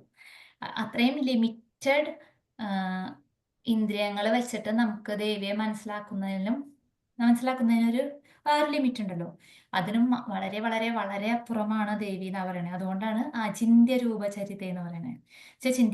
ചിന്തിക്കാവുന്നതിലും അപ്പുറം രൂപവും ചരിതമുള്ള ദേവി. പിന്നെ സർവശത്രുവിനാശിനി, അത് പ്രത്യേകിച്ച് എക്സ്പ്ലനേഷൻ വേണ്ടല്ലോ. എല്ലാത്തരം അതെന്ത് തരം ശത്രുവായാലും, അതായത് എന്താ പറയാ നമ്മുടെ ഉള്ളിലുള്ള ശത്രുക്കളായാലും പുറത്തുള്ള ശത്രുക്കളായാലും എന്ത് തരം നമ്മുടെ വളർച്ചയെ അല്ലെങ്കിൽ നമ്മുടെ സന്തോഷത്തെ, സമാധാനത്തെ നശിപ്പിക്കുന്ന എന്ത് ആയാലും അതിനെയൊക്കെ നശിപ്പിക്കാൻ അല്ലെങ്കിൽ അതിനെയൊക്കെ വിനാശനം ചെയ്യാൻ കഴിവുള്ള ദേവി, അല്ലെങ്കിൽ അതൊക്കെ ചെയ്യുന്ന ദേവി രൂപം ദേഹി ജയം ദേഹി യശോ ദേഹി ദുഷോ ജഹി. രഘു രവീന്ദ്രനാഥ്. അചിന്യ രൂപചരിതേ. അചിന്യരൂപചരിതേ സർവശത്രുവിനാശിനി രൂപം ദേഹി ജയം ദേഹി യശോ ദേഹി ദുഷോ ജഹി. നദേഭ്യഃ സർവദാ ഭക്ത്യാ ചണ്ഡികേ ദുരിതാവഹേ രൂപം ദേഹി ജയം ദേഹി യശോ ദേഹി ദുഷോ ജഹി. നതേഭ്യഃ സർവദാ ഭക്ത്യാ ചണ്ഡികേ ദുരിതാപഹേ രൂപം ദേഹി ജയം ദേഹി യശോ ദേഹി ദുഷോ ജഹി. നദേഭ്യഃ എന്ന് പറഞ്ഞാൽ എന്താണ്?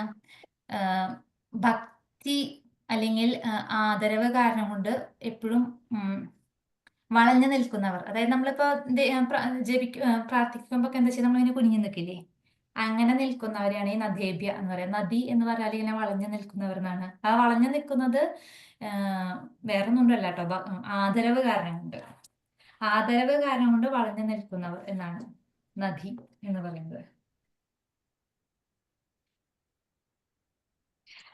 ഈ എന്താ പറയാ, ആ വളഞ്ഞു നിൽക്കുന്നതിന് വേറൊരു ഇതും കൂടി പറയാം. നമ്മളെപ്പോഴും അങ്ങനെ താന്ന് നിൽക്കുക അല്ലെങ്കിൽ അങ്ങനെ ഭക്തിപൂർവം മുന്നിലേക്ക് വളഞ്ഞു നിൽക്കുമ്പോൾ നമ്മുടെ ഈഗോ സ്റ്റേറ്റ് എന്തായിരിക്കും? നമ്മുടെ ഈഗോ മുഴുവൻ കളഞ്ഞ് നമ്മൾ അത്രയും സമർപ്പണ ഭാവത്തോട് കൂടിയിട്ടാണ് നിൽക്കുള്ളൂ. അങ്ങനത്തെ സ്ഥലത്ത് മാത്രമേ നമുക്ക് വളഞ്ഞു നിൽക്കാൻ പറ്റുള്ളൂ. അല്ലാത്തൊരു സ്ഥലത്ത് നമ്മൾ അങ്ങനെ വളയില്ല, നമ്മൾ നേരെ നിൽക്കുള്ളൂ.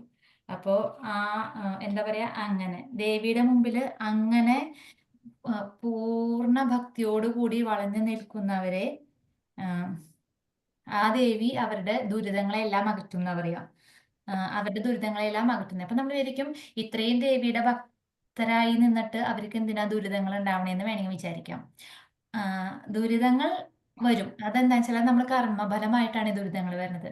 ആ ദുരിതത്തിന്റെ ശക്തി കുറയ്ക്കാൻ എന്തുകൊണ്ടും ദേവിക്ക് പറ്റും. ആ ദുരിതം അനുഭവിക്കേണ്ടത് നമ്മൾ അനുഭവിക്കും, പക്ഷെ നമ്മൾ അറിയില്ല നമ്മളത് അനുഭവിച്ചു പോകണ്ടെന്ന്. അത് ഈസി ആയിട്ട് നമ്മളെ അതിൻ്റെ ഉള്ളിൽ കൂടെ ആ ദുരിതങ്ങളിൽ കൂടെ തരണം ചെയ്യാൻ ദേവി സഹായിക്കും. അതെ, എപ്പോഴും ഭക്തിപൂർവം അങ്ങനെ ഈഗോ കളഞ്ഞ ദേവിയോട് സമർപ്പണ ഭാവത്തോട് കൂടി നിൽക്കുന്നവരുടെ ദുരിതങ്ങളെ അകറ്റുന്നവളാണ് ചണ്ഡികാദേവി. അങ്ങനെയുള്ള ദേവിയോട് നമ്മൾ വീണ്ടും രൂപം ദേഹി, ജയം ദേഹി, യശോദേഹി, ദുഷോദേഹി ചോദിക്കുകയാണ്. ബിനീഷ് ചൊല്ലാൻ പറ്റുമോ? ബിനീഷ്. യെസ്.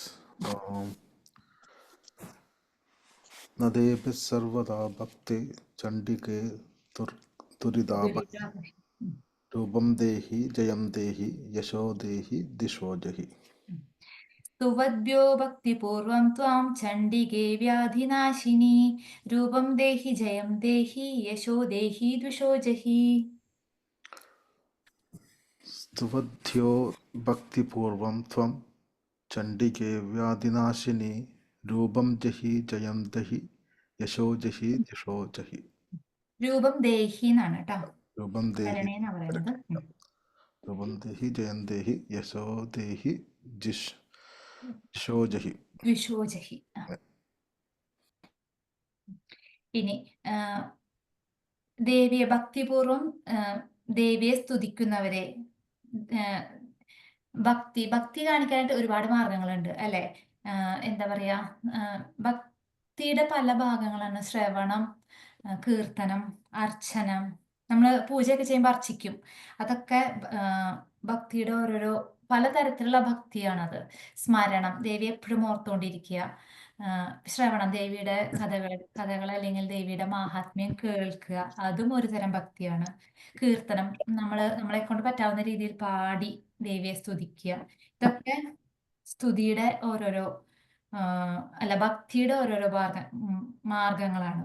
പിന്നെയുണ്ട് വേറെ ദാസ്യം, സഖ്യം, ദേവിയെ കൂട്ടുകാരിയായിട്ട് കാണണം. അങ്ങനെയൊക്കെ ഒരു ഭക്തിയുണ്ട്. എന്ന് വെച്ചാൽ നമുക്കറിയാലോ, നമ്മള് ഉണ്ണിക്കണ്ണനെ കാണാൻ എങ്ങനെയാ, നമ്മള് മകനെ പോലെയല്ലേ കാണുക, കുട്ടിയായിട്ട്. അതും ഒരു ഭക്തിയാണ്. വെച്ചാല് ഭക്തിയുടെ പല തലങ്ങളാണ് ഞാൻ പറയുന്നത്. ഇതിവിടെ അങ്ങനെ സ്തുതിക്കുന്ന ദേവിയെ ഭക്തിപൂർവം നല്ല ഭക്തിയോടുകൂടി സ്തുതിക്കുന്ന ദേവി, ആ ദേവി എന്താ ചെയ്യുക, എല്ലാ സർവ്വവ്യാധികളും മാറ്റിത്തരും. ദേവി അസുഖങ്ങൾ ഇല്ലാണ്ടാക്കി തരും. അത് ഫിസിക്കൽ ശരീരത്തിനായാലും മനസ്സിനായാലും ചിന്തകൾക്കായാലും ഒക്കെ ആ വ്യാധി നശിപ്പിച്ചു തരുന്ന അങ്ങനത്തെ ദേവി ചണ്ഡികെ രൂപം ദേഹി ജയം ദേഹി യശോ ദേഹി ദുഷോ ജഹി. ചില ദേവിയോട് പറയാണ് എങ്ങനെയൊക്കെ ചെയ്യാം, അത് ചെയ്യുന്ന ഇത് ചെയ്യുന്ന ഇങ്ങനെയൊക്കെയുള്ള ദേവി എനിക്ക് ഇതൊക്കെ തരുമെന്ന് പറയാം. ദേവിയോട് നമുക്ക് ദേവിയെ എങ്ങനെയൊക്കെ കാണാൻ പറ്റുമെന്ന് പറയുന്നതിന്റെ ഒരു തുടക്കഭാഗം മാത്രമാണ് ഇത് കേട്ടോ.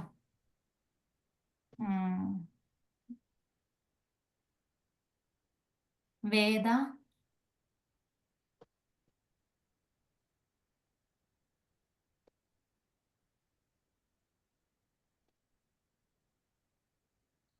മ്യൂട്ട് മാറ്റാൻ പറ്റുമോ? താര. ഏതാ പറയണ്ടത്? സ്തുവദ്ഭ്യോ. സ്തുവദ്ഭ്യോ ഭക്തിപൂർവം ത്വാം ചണ്ഡികേ വ്യാധിനാശിനി रूपं देहि जयं देहि यशो देहि द्विषो जहि. ഇനി ചണ്ഡികേ സതതം യേ ത്വാമർച്ചയന്തീഹ ഭക്തിദഃ രൂപം ദേഹി ജയം ദേഹി യശോ ദേഹി ദുഷോ ജഹി.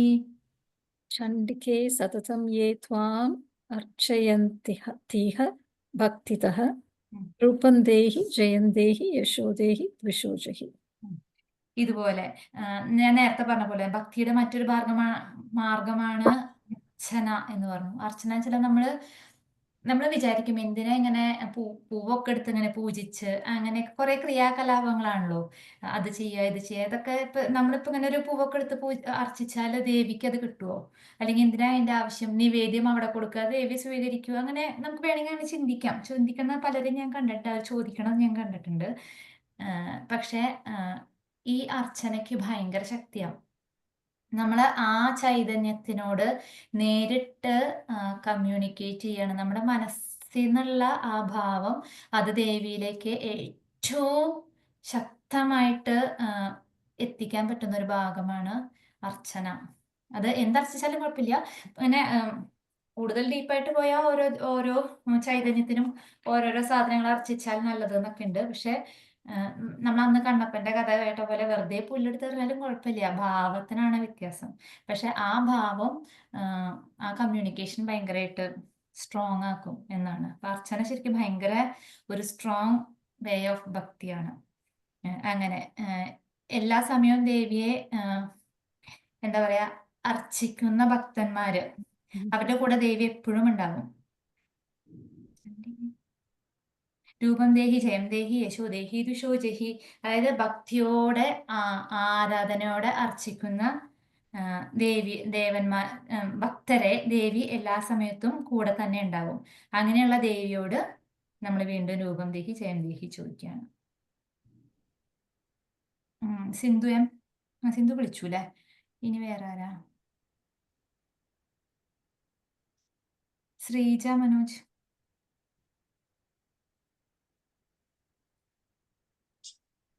ചണ്ഡികേ സതതം യേ ത്വാം അർച്ചയന്തീഹ ഭക്തിതഃ രൂപം ദേഹി ജയം ദേഹി യശോ ദേഹി ദ്വിഷോ ജഹി. ദേഹി സൗഭാഗ്യമാരോഗ്യം ദേഹി മേ പരമം സുഖം രൂപം ദേഹി ജയം ദേഹി യശോ ദേഹി ദുഷോ ജഹി. ദേഹി സൗഭാഗ്യമാരോഗ്യം ദേഹി മേ പരമം സുഖം രൂപം ദേഹി ജയം ദേഹി യശോ ദേഹി ദ്വിഷോ ജഹി. ഇനി ദേവിയോട് പറയണ ദേവി എനിക്ക് എന്താ പറയാ ഏറ്റവും സൗഭാഗ്യം. ഞാൻ നേരത്തെ പറഞ്ഞല്ലോ സൗഭാഗ്യം എന്ന് പറഞ്ഞാൽ എന്താന്ന് ഒരു 6 കാര്യങ്ങൾ പറയുന്നുണ്ട്. അതിന്റെ എല്ലാം പൂർണ്ണ രൂപമാണ് സൗഭാഗ്യം. എന്താ? മാഹാത്മ്യം, ധൈര്യം, കീർത്തി, സമ്പത്ത്, ജ്ഞാനം, വൈരാഗ്യം. ഇതിന്റെയൊക്കെ പൂർണ്ണ രൂപത്തിൽ അത്രയും പൂർണ്ണ രൂപത്തിലുള്ള ഈ 6 കാര്യങ്ങളിൽ നിന്നാൽ ഞാൻ സൗഭാഗ്യവതിയായി. ആ സൗഭാഗ്യം എനിക്ക് തരണേ. അത് മാത്രമല്ല എൻ്റെ ആരോഗ്യവും നല്ല ആരോഗ്യം തരണേ. ആരോഗ്യം ശരീരം മനസ്സ് ബുദ്ധി ഇതിന് എല്ലാത്തിനുമാണ്. പിന്നെ മാത്രമല്ല ഇതെല്ലാം കിട്ടിയാലും എന്താ പറയാ പരമമായ സുഖം തരണേ. പരമമായ സുഖം എന്ന് പറഞ്ഞാല് ഈ ദേവിയോട് സൗഭാഗ്യം ചോദിക്കുമ്പോൾ പലപ്പോഴും നമ്മൾ സൗഭാഗ്യം എന്ന് വിചാരിക്കുക നമ്മുടെ ഫിസിക്കൽ ആഗ്രഹങ്ങളുടെ പൂർത്തീകരണമാണ്. ഇപ്പോൾ വീട് മേടിക്കുക അല്ലെങ്കിൽ കാർ മേടിക്കുക, അങ്ങനെ നമ്മളിങ്ങനെ സ്ഥിരം നമ്മുടെ ജീവിതത്തിൽ നമുക്ക് വേണ്ട കാര്യങ്ങളാണ് നമ്മൾ ചോദിക്കേണ്ടത്. പക്ഷെ അതും വേണം. അത് നമുക്കിപ്പോൾ എന്താ പറയുക ഭക്ഷണം കഴിക്കാൻ ആളില്ലാത്ത ഒരാളോട് സാധനയുടെ കാര്യം പറഞ്ഞാൽ അയാൾ നമ്മൾ ഓടിച്ചു വിടും. അതുകൊണ്ട് നമുക്ക് സ്ഥിരം വേണ്ട കാര്യങ്ങളെല്ലാം ചെയ്ത് അതെല്ലാം നിറഞ്ഞുകൊണ്ട് നമുക്ക് പരമമായ സന്തോഷം. അതായത് ഈ ഫിസിക്കൽ കാര്യങ്ങൾ എന്താ വെച്ചാൽ ഒരു സാധനം വാങ്ങിച്ചാൽ കുറച്ചാൾ കഴിയുമ്പോൾ ആ സന്തോഷം കുറച്ച് കഴിയുമ്പോൾ മാറും. നമുക്ക് പിന്നെ അടുത്തതിലേക്കാവും, പിന്നെ അടുത്തതിലേക്കാവും. അങ്ങനെ എന്താ പറയാ സന്തോഷങ്ങൾ മാറി മാറി ആഗ്രഹങ്ങൾ മാറി മാറി വന്നുകൊണ്ടിരിക്കും. അപ്പൊ എന്താ വെച്ചാൽ സന്തോഷത്തിന്റെ തോത് കുറയും. എപ്പോഴും ആനന്ദം കിട്ടണ ഒരവസ്ഥയുണ്ട്. ആ അവസ്ഥ തരണേന്നാണ് പറഞ്ഞത് ദേവിയുടെ അടുത്ത്. പരമമായ ആനന്ദം, അത് ഒരിക്കലും അവസാനിക്കാത്ത ഒരു ആനന്ദമുണ്ട്.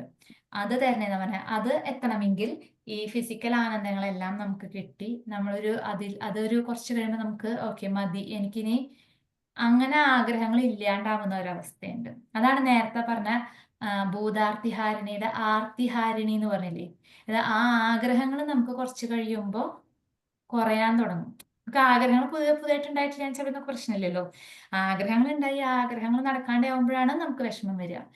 ആഗ്രഹങ്ങൾ ഉണ്ടാവുന്നത് തനിയെ കുറയും. നമ്മളായിട്ട് ഫോഴ്സ് ചെയ്ത് കുറയ്ക്കണ്ട, അത് തനിയെ കുറയും. ആ കുറഞ്ഞ അവസ്ഥയിൽ നമുക്ക് ആനന്ദം ഉണ്ടാവും, എപ്പോഴും ആനന്ദം ഉണ്ടാവും. അത് ആനന്ദം ഇങ്ങനെ എനിക്ക് കുറച്ച് കഴിയുമ്പോൾ പറയും, ആനന്ദം ഇങ്ങനെ കൂടി വരുന്ന ഒരു അവസ്ഥ ഉണ്ടാവും. അങ്ങനെ പരമമായ ആനന്ദം അല്ലെങ്കിൽ പരമമായ സുഖം അത് തരണേ എന്നാണ് ദേവിയുടെ അടുത്ത് പറയണേ. ദേഹി സൗഭാഗ്യം ആരോഗ്യം ദേഹി മേ പരമം സുഖം. പരമം ഏറ്റവും മൂർധന്യത്തിലുള്ള, ഒരിക്കലും കുറയാത്ത സന്തോഷം, ആനന്ദം. പിന്നെ രൂപം ദേഹി ജയം ദേഹി യശോ ദേഹി ദുഷോ ദേഹി. എന്ത് പറഞ്ഞാലും അതിന്റെ കൂടെ ഈ 4 കാര്യങ്ങളും ചോദിക്കുന്നുണ്ട്. അപ്പൊ ഈ ഒരു അർഗ്ഗളസ്തോത്രം ചൊല്ലുമ്പോൾ എത്ര പ്രാവശ്യം നമ്മൾ ദേവിയുടെ അടുത്ത് ഇതൊക്കെ ചോദിക്കേണ്ടെന്ന് ആലോചിച്ചോളൂ. അപ്പൊ നല്ല ആത്മാർത്ഥമായിട്ട് ചോദിച്ചാൽ അതൊക്കെ കിട്ടും. ഒരു പ്രാവശ്യം ചൊല്ലണ പോലെയല്ല കേട്ടോ.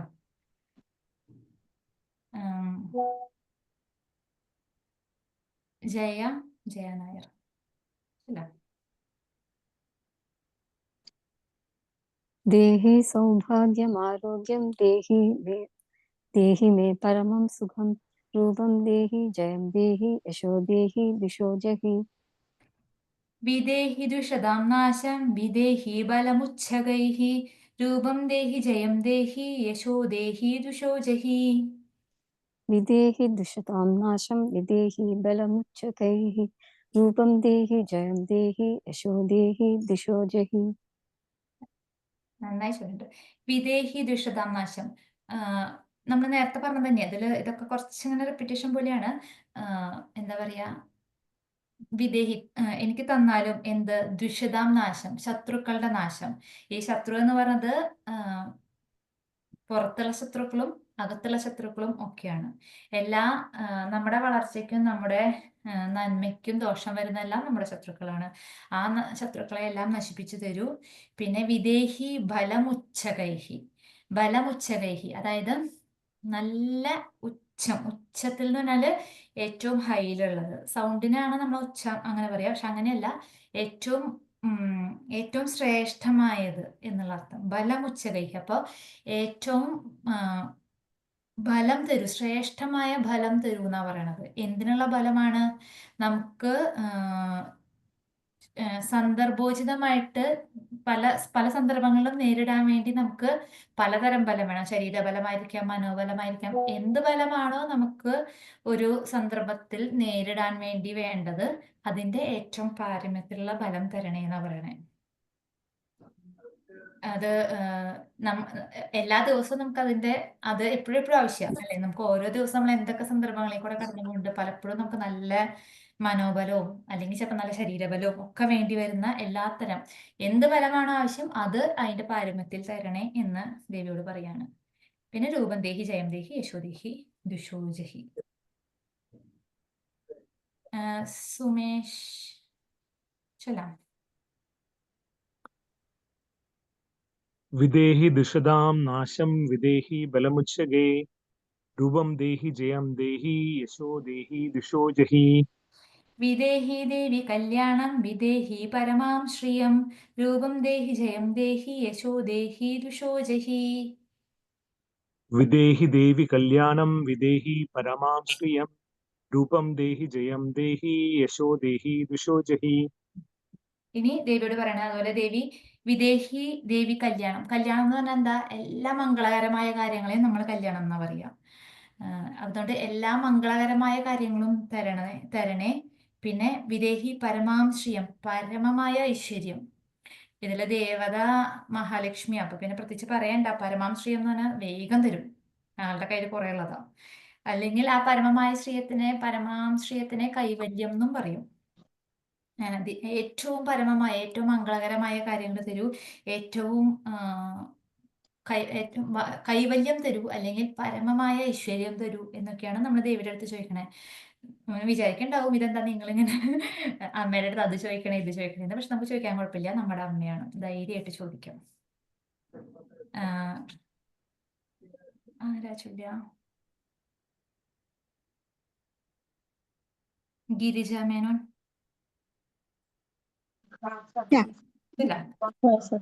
വിദേഹി ദേഹി കല്യാണം വിദേഹി പരമം ശ്രിയം രൂപം ദേഹി ജയം ദേഹി യശോ ദേഹി ദിശോ ജഹി. വിദേഹി ദേവി കല്യാണം എന്നാണ് കേട്ടോ. ദേഹിന വായിച്ചത്, ശ്രദ്ധിച്ചാൽ മതി. വിദ്യാവന്തം യശസ്വന്തം ലക്ഷ്മീവന്തം ജനം കുരു രൂപം ദേഹി ജയം ദേഹി യശോ ദേഹി ദുഷോ ജഹി. വിദ്യാവന്തം യശസ്വന്തം ലക്ഷ്മീവന്തം ജനം കുരു രൂപം ദേഹി ജയം ദേഹി യശോ ദേഹി ദിശോ ജഹി. ഇനി അടുത്തത് എന്തൊക്കെയാണ് എനിക്ക് തരേണ്ടത്?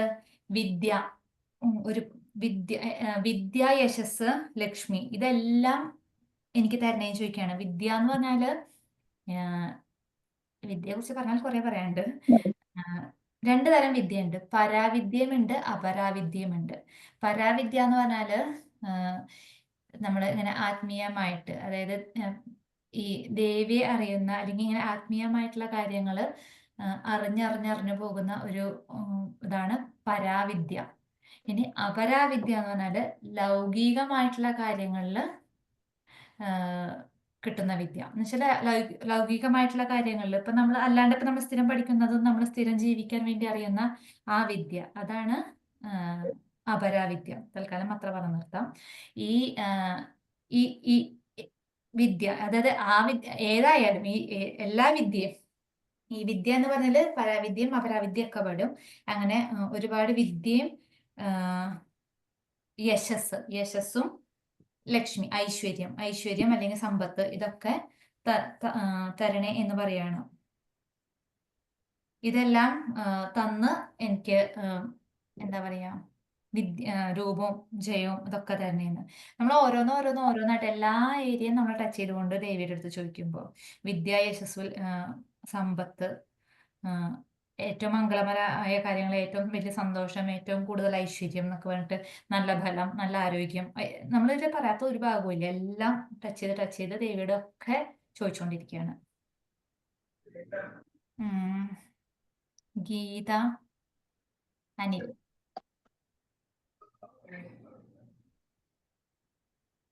ചൊല്ലാം.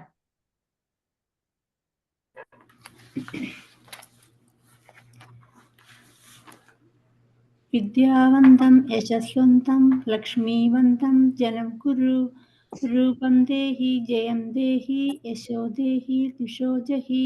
പ്രചണ്ഡദൈത്യദർപ്പഗ്നേ ചണ്ഡികേ പ്രണതായ മേ രൂപം ദേഹി ജയം ദേഹി യശോ ദേഹി ദിശോ ജഹി. പ്രചണ്ഡദൈത്യ ദർഭഗ്നേ ചണ്ഡികേ പ്രണതായ മേ രൂപം ദേഹി ജയം ദേഹി യശോ ദേഹി ദിശോ ജഹി. ഇനി പ്രചണ്ഡദൈത്യന്മാര്. പ്രചണ്ഡം എന്ന് പറഞ്ഞാല്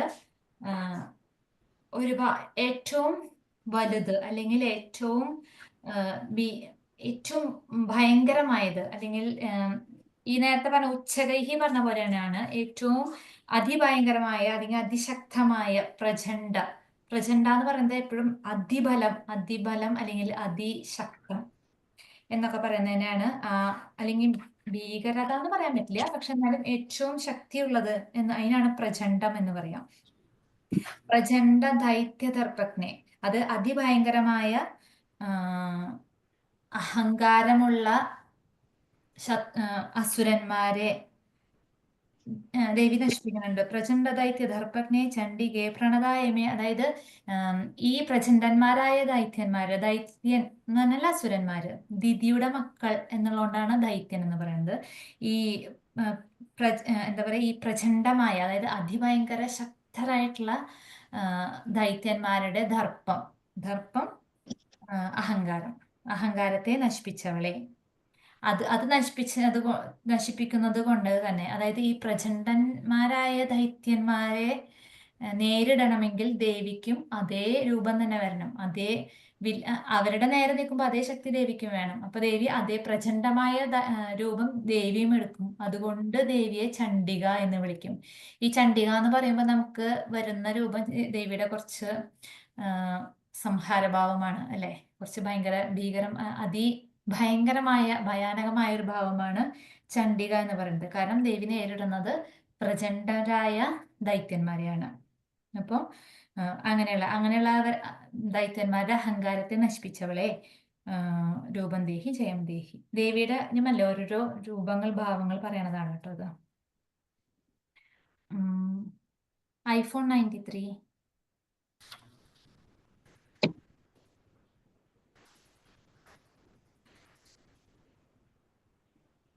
ജയശ്രീ സൈഫോൺ. ഈ പേര് ശരിക്കും അല്ല, ജയശ്രീ കുഴപ്പമില്ല. ഈ iPhone 93 ഒക്കെ പേര് ശരിക്കും ഇട്ടാൽ നമുക്ക് കുറച്ച് എളുപ്പമുണ്ട് ആരാന്ന് കണ്ടുപിടിക്കാൻ. ചൊല്ലാം. प्रचंड दैत्य दर्पग्ने चंडिके प्रणताय मे रूपं देहि जयं देहि यशो देहि द्विषो जहि ചതുർഭുജേ ചതുർവക്ത്ര സംസ്തുതേ പരമേശ്വരി രൂപം ദേഹി ജയം ദേഹി യശോ ദേഹി ദുഷോ ജഹി. चतुर्भुजे चतुर्वक्त्र संस्तुते परमेश्वरी रूपं देहि जयं देहि यशो देहि द्विषो जहि. ചതുർഭുജൻ ദേവിയാണ് നമ്മള് ചതുർഭുജ എന്ന് വിളിക്കുന്നത്. ദേവിക്ക് 4 കൈകൾ എന്ന് നമ്മള് പൊതുവെ കാണുമ്പോൾ അതായത് സൗമ്യഭാവത്തിലുള്ള ദേവിക്ക് നമ്മൾ മിക്കവാറും 4 കൈകളായിരിക്കും. പക്ഷെ ഞാനൊരു കാര്യം പറയാം, നമുക്ക് എങ്ങനെ വേണമെങ്കിലും ദേവിയെ കാണാം കേട്ടോ. 2 കൈകളുള്ള ദേവിയായിട്ടും കാണാം, 18 കൈകളുള്ള ദേവിയായിട്ടും കാണാം, സഹസ്രഹസ്തയായിട്ടും കാണാം. അതിനൊന്നും കുഴപ്പമില്ല, നമുക്ക് അതിനുള്ള ഫ്രീഡം എന്നും ഉണ്ട്. പക്ഷെ ഇവിടെ ഇപ്പൊ ദേവിക്ക് 4 കൈകളാണ് പറയുന്നത്. ചതുർഭുജെ ചതുർവക്ത്ര സംസ്തുതേ. ചതുർവക്ത്രൻ ആരാണ്? 4 മുഖത്തോടു കൂടിയവൻ, ബ്രഹ്മാവ്. ബ്രഹ്മാവിനാൽ സ്തുതിക്കപ്പെട്ടവളെ, നല്ലോണം സ്തുതിക്കപ്പെട്ടവളെ, പരമേശ്വരി. ചതുർഭുജേ ചതുർവക്ത്ര സംസ്തുതേ പരമേശ്വരി. പരമേശ്വരന്റെ ഭാര്യ എന്നും പറയാം, അല്ലെങ്കിൽ എല്ലാ ഈശ്വരന്മാർക്കും മുകളിലുള്ളവൾ, എല്ലാവരുടെയും പരമമായ ഈശ്വരി എന്നുള്ള അർത്ഥത്തിലും ദേവിയെ പരമേശ്വരി എന്ന് വിളിക്കും. അപ്പൊ ചതുർഭുജേ ചതുർവക്ത്ര സംസ്തുതേ, ചതുർവക്ത്രനാൽ സ്തുതിക്കപ്പെട്ടവളെ, ചതുർഭുജേ പരമേശ്വരി, രൂപം ദേഹി ജയം ദേഹി യശോ ദേഹി ദുഷോ ജഹി.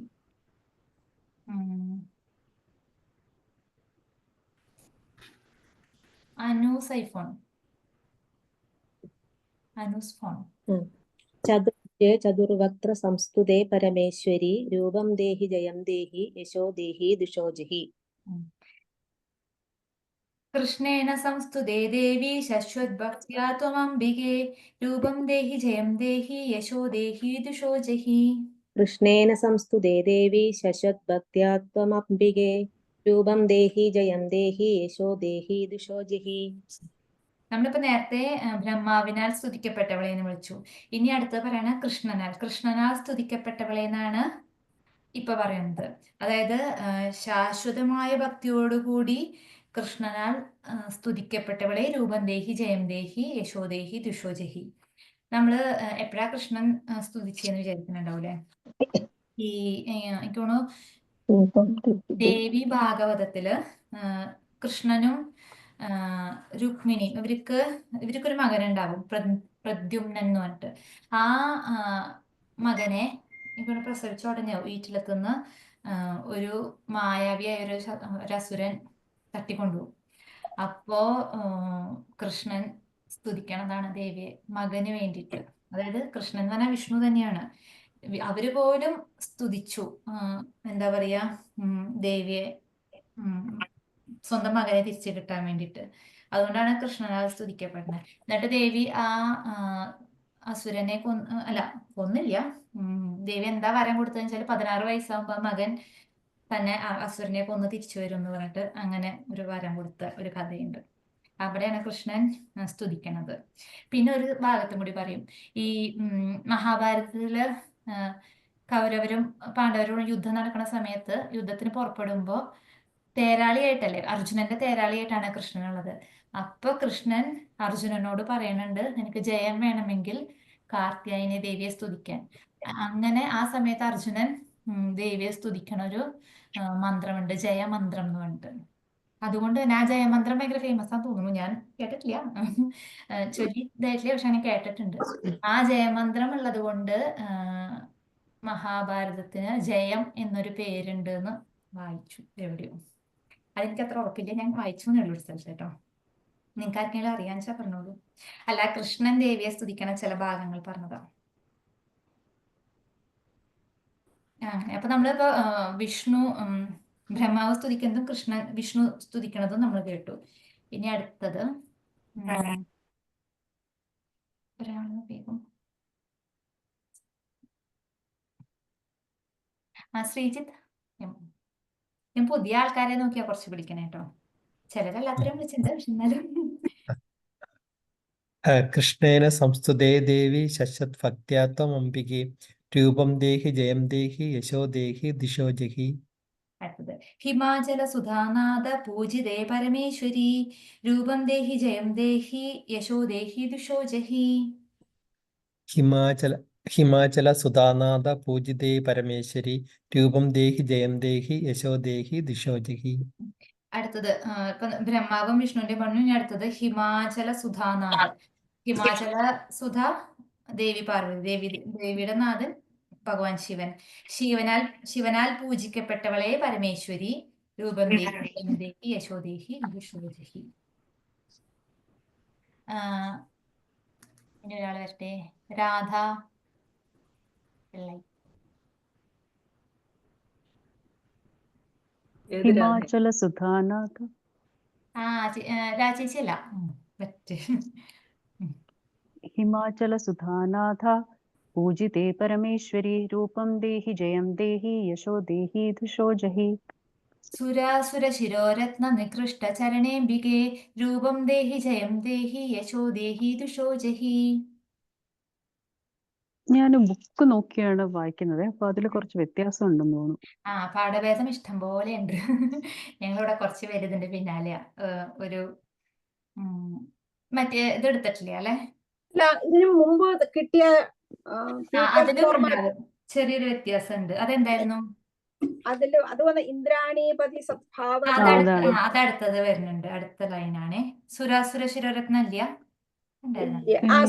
അത് നേരത്തെ ആയിരുന്നു, 14ാമത്തെ ശ്ലോകമായിട്ടുണ്ടായിരുന്നു. 15ാമത്തെ ശ്ലോകം അത് മിസ് ചെയ്തു. സുരാസുര ശിരോരത്നം അത് മിസ് ചെയ്തു. അതിപ്പോ വന്നത്. ഇപ്പൊ ആരെങ്കിലും ചൊല്ലും? കണ്ടു ഞാൻ 15ാമത്തെ ഉണ്ട് ഇതില്. സുരാസുര ശിരോരത്ന നികൃഷ്ട ചരണാംബികേ രൂപം ദേഹി ജയം ദേഹി യശോ ദേഹി ദിശോ ജഹി. ചരണേംബിക എന്നാണ്. ഇനി സുരാസുര ശിരോരത്ന നികൃഷ്ട ചരണേംബിക. സുരൻ എന്ന് പറഞ്ഞാൽ ദേവന്മാര്, അസുരൻ എന്ന് പറഞ്ഞാല് അസുരന്മാര്. അവരുടെ ശിരോരത്നം എന്ന് പറഞ്ഞാൽ എന്താണ്? അവര് ധരിക്കുന്ന കിരീടത്തിലെ രത്നങ്ങൾ കാലിൽ ഉരുമുന്നവളെന്നാണ്. അതിന്റെ അർത്ഥം എന്താ? ഈ സുരന്മാരായാലും അസുരന്മാരായാലും ദേവിയെ അവരുടെ കിരീടം അണിഞ്ഞിട്ടുള്ള സുരനും അസുരന്മാരുമാണ്. അപ്പൊ അതായത് ഇവരൊക്കെ നായക ഭാവത്തിലുള്ളവരാ, അല്ലെങ്കിൽ എന്താ പറയാ, നായക പദവിയിലുള്ള ആൾക്കാരായിരിക്കും. ഇതിന്റെയൊക്കെ രാജാക്കന്മാരോ മുതിർന്ന ആൾക്കാരൊക്കെ ആയിരിക്കും. അവരവരുടെ കിരീടം വെച്ചിട്ട് വന്ന് ദേവിയുടെ കാൽക്കൽ വീഴുന്ന. അപ്പൊ അവരും സുരനായാലും അസുരനായാലും ആരായാലും പദവി നോക്കാണ്ട് ദേവിയുടെ കാൽക്കൽ വന്ന് നമസ്കരിക്കുന്നു എന്ന് പറയുന്നതിന്റെ ഒരു ഇതാണ് സുരാസുര ശിരോരത്ന നികൃഷ്ട ചരണേംബിക. അങ്ങനെ അവരുടെ രത്നങ്ങൾ പതിക്കുന്ന ഉരുമുന്ന കാലുകളുള്ള അംബികയെ, അതായത് അമ്മേ, രൂപം ദേഹി ജയം ദേഹി യശോ ദേഹി ദിശോ ജഹി.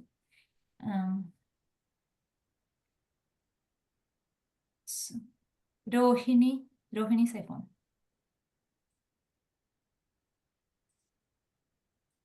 സുരാസുര ശിരോരത്ന നികൃഷ്ട ചരണേംബികേ രൂപം ദേഹി ജയം ദേഹി യശോ ദേഹി ദിശോ ജഹി. ഇന്ദ്രാണിപതി സദ്ഭാവ പൂജിതേ പരമേശ്വരി രൂപം ദേഹി ജയം ദേഹി യശോ ദേഹി ദിശോ ജഹി. ഇന്ദ്രാണിപതി സദ്ഭാവ പൂജിതേ പരമേശ്വരി രൂപം ദേഹി ജയം ദേഹി യശോ ദേഹി ദിശോ ജഹി. ഇനി ഇന്ദ്രാണിപതി. ഇന്ദ്രാണി എന്ന് പറഞ്ഞാല് ഇന്ദ്രന്റെ ഭാര്യ. ഇന്ദ്രാണിപതി സദ്ഭാവ പൂജിതേ പരമേശ്വരി, അതായത് ഇന്ദ്രനാൽ നല്ല ഭാവത്തോടു കൂടി പൂജിക്കപ്പെട്ടവളെ എന്ന് പറയുന്നുണ്ട്. അല്ലെങ്കിൽ ഇന്ദ്രാണി പതിക്ക് വേണ്ടിയിട്ട്, അതായത് ഇന്ദ്രന് വേണ്ടിയിട്ട് ദേവിയെ പൂജിക്കപ്പെട്ടവളെ എന്നും. അതൊരു വലിയ കഥയാണ്. കഥ പറയണോ? എന്താ പറയാ, പണ്ട് ഇന്ദ്രന്റെ പണി തന്നെയാണല്ലോ. ഓരോ അസുരന്മാര് വരും, യുദ്ധത്തില് തോൽക്കും, ഇതൊക്കെ ഉണ്ടാവും. അപ്പൊ അതുപോലെ ഒരു അസുരൻ ഉണ്ടായിരുന്നു, വൃത്രാസുരൻ. ആ അസുരനുമായിട്ട് യുദ്ധം ചെയ്ത് ഇന്ദ്രൻ തോറ്റ്, ഇന്ദ്രൻ പരാജയപ്പെട്ട് കഴിഞ്ഞപ്പോൾ ഇന്ദ്രൻ എന്ത് ചെയ്തു വെച്ചാല് ദേവിയെ ആത്മാർത്ഥമായിട്ട് പ്രാർത്ഥിച്ചു. എന്താ പറയാ, അപ്പൊ ദേവി വന്നിട്ട് പറഞ്ഞു, ദേവി എന്താ പറയാ, ആ അസുരനായിട്ട് യുദ്ധം ചെയ്ത് ജയിക്കാനുള്ള ശക്തി കൊടുത്തു. പക്ഷെ ഇന്ദ്രൻ എന്ത് ചെയ്തു വെച്ചാല് അയാളെ തോൽപ്പിച്ചു, ആ അസുരനെ തോൽപ്പിച്ചു. പക്ഷെ നേരായ വഴിക്കല്ല, എന്തോ ഒരു വക്രബുദ്ധി കാണിച്ചിട്ടാണ് തോൽപ്പിച്ചത്. അത് കഴിഞ്ഞപ്പോ അത് ഇന്ദ്രനാകെ മോശമായി. എന്ന് വെച്ചാല് ഒരു ബ്രഹ്മഹത്യയുടെ ഒരു പാപം വന്ന അവസ്ഥയായി അയാൾക്ക്. തോന്നുന്നു ഇയാള് ചിലപ്പോ നല്ല അസുരൻ എന്നാ പറയാൻ പറ്റില്ല. പക്ഷെ എന്താ പറയാ, അങ്ങനെ ചെയ്യാൻ പാടില്ലല്ലോ. കള്ളത്തരത്തിൽ കൂടെയാണ് ഇന്ദ്രൻ തോൽപ്പിച്ചത്. അപ്പൊ ഇന്ദ്രൻ അതുകൊണ്ട് നാണക്കേടുകൊണ്ട് എന്ത് ചെയ്തു വെച്ചാല് ഓടി ഒളിച്ചു എന്നാ പറയണത്. എവിടെയോ പോയി ഒളിച്ചു, ഒരു താമരയുടെ തണ്ടിനകത്ത് പോയി ഒളിച്ചിരുന്നു അത്രേ. അങ്ങനെ കുറെ കാലം ഇന്ദ്രൻ എത്രയോ കാലം എത്ര ലോകങ്ങൾക്കൊന്നും നാഥനില്ലാത്ത ഒരവസ്ഥയുണ്ടായി. എന്നിട്ട് ആ സമയത്ത് എന്ത് ചെയ്തു വെച്ചാല് നഹുഷൻ എന്ന് പറഞ്ഞിട്ട് ഭൂമിയിലെ ഒരു രാജാവ്. പക്ഷെ അദ്ദേഹം ഒരുപാട് യാഗങ്ങളും ഇതൊക്കെ ചെയ്ത് ഇന്ദ്രപദവിക്ക് പ്രാപ്തനായി.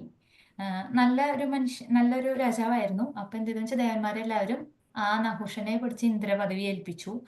പക്ഷെ എന്താ വെച്ചാൽ ഇന്ദ്രപദവിയൊക്കെ ആയി ഇങ്ങനെ എല്ലാത്തിന്റെയും അധിപനായി കഴിഞ്ഞപ്പോ ആസ് യൂഷ്വൽ അഹങ്കാരം വന്നു. ഇന്ദ്രന്റെ എല്ലാം സ്വന്താക്കാൻ തുടങ്ങി. അപ്പൊ ഇന്ദ്രന്റെ ഭാര്യയും ഇന്ദ്രാണിയെ സ്വന്താക്കാൻ തുടങ്ങി. ഇന്ദ്രാണിയെ സ്വന്താക്കാൻ വേണ്ടി വന്നു. അപ്പോ എന്താ പറയാ, ഇന്ദ്രാണി ഇതുപോലെ ദേവിയെ പ്രാർത്ഥിച്ച് അപ്പൊ ആ ദേവി അന്ന് പ്രത്യക്ഷപ്പെട്ട് ഇന്ദ്രനെ കണ്ടുപിടിക്കാൻ സഹായിച്ചു എന്നാ പറയണത്. ആ കഥ ഇനി നീണ്ടുപോണ്ട്. അത് മതി, അല്ലെങ്കിൽ ഇത്ര പറഞ്ഞു നിർത്താം. അപ്പൊ അതുകൊണ്ട് ഇന്ദ്രാണി പതിയാൽ പൂജിക്കപ്പെട്ടവളും അല്ലെങ്കിൽ ഇന്ദ്രാണിയാൽ പതിക്ക് വേണ്ടി പൂജിക്കപ്പെട്ടവളും, ഈ രണ്ടുപേരാലും പല സന്ദർഭങ്ങളിലായിട്ട് പൂജിക്കപ്പെട്ട കഥകളുണ്ട്. അപ്പോൾ അങ്ങനെ പൂജിക്കപ്പെട്ട ദേവി രൂപം ദേഹി ജയം ദേഹി യശോ ദേഹി ദുഷോ ജഹി.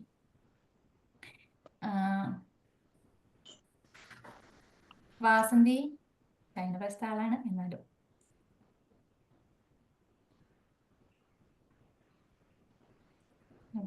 പ്രിയ ഇന്ദ്രാണി വാസന്തി പിന്നെ വരാട്ടോ. പ്രിയ ഓക്കെ.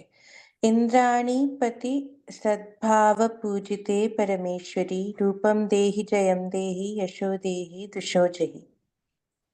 ദേവി പ്രചണ്ഡ ദോർദണ്ഡ ദൈത്യദർപ്പ വിനാശിനി രൂപം ദേഹി ജയം ദേഹി യശോ ദേഹി ദുഷോ ജഹി.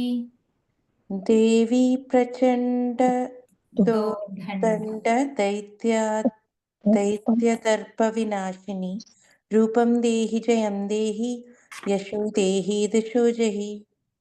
നേരത്തെ പറഞ്ഞ പോലെ പ്രചണ്ഡം എന്ന് പറഞ്ഞാൽ എന്താണ്? അതിഭയങ്കരമായത് എന്നാണ്. അപ്പൊ പ്രചണ്ഡ ദോർദണ്ഡം എന്ന് പറഞ്ഞാല് ഭയങ്കരമായ കൈകളോട് കൂടിയവര്, അങ്ങനത്തെ ദൈത്യന്മാരുടെ ദർപ്പവിനാശിനി. അതെന്തിനാണ് അങ്ങനെ പറയണേ വെച്ചാല് നല്ല ശക്തി, നല്ല ബലവാന്മാര്, അതിഭയങ്കര ശക്തർക്ക് അഹങ്കാരം,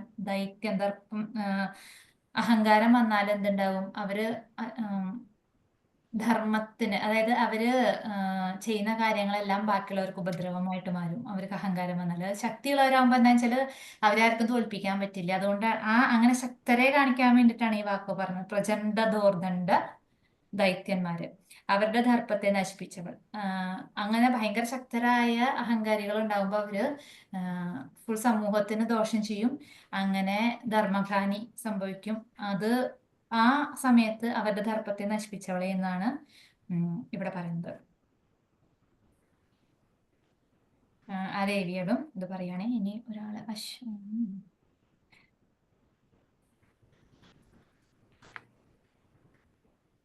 ചിത്ര ദേവി പ്രചണ്ഡ ദോർദണ്ഡ ദൈത്യ ദർപ്പ വിനാശിനി രൂപം ദേഹി ജയം ദേഹി യശോ ദേഹി ദിശോ ജഹി. ദേവി ഭക്തജനോധാമ ദത്താനന്ദോദയേംബികേ രൂപം ദേഹി ജയം ദേഹി യശോ ദേഹി ദുഷോ ജഹി.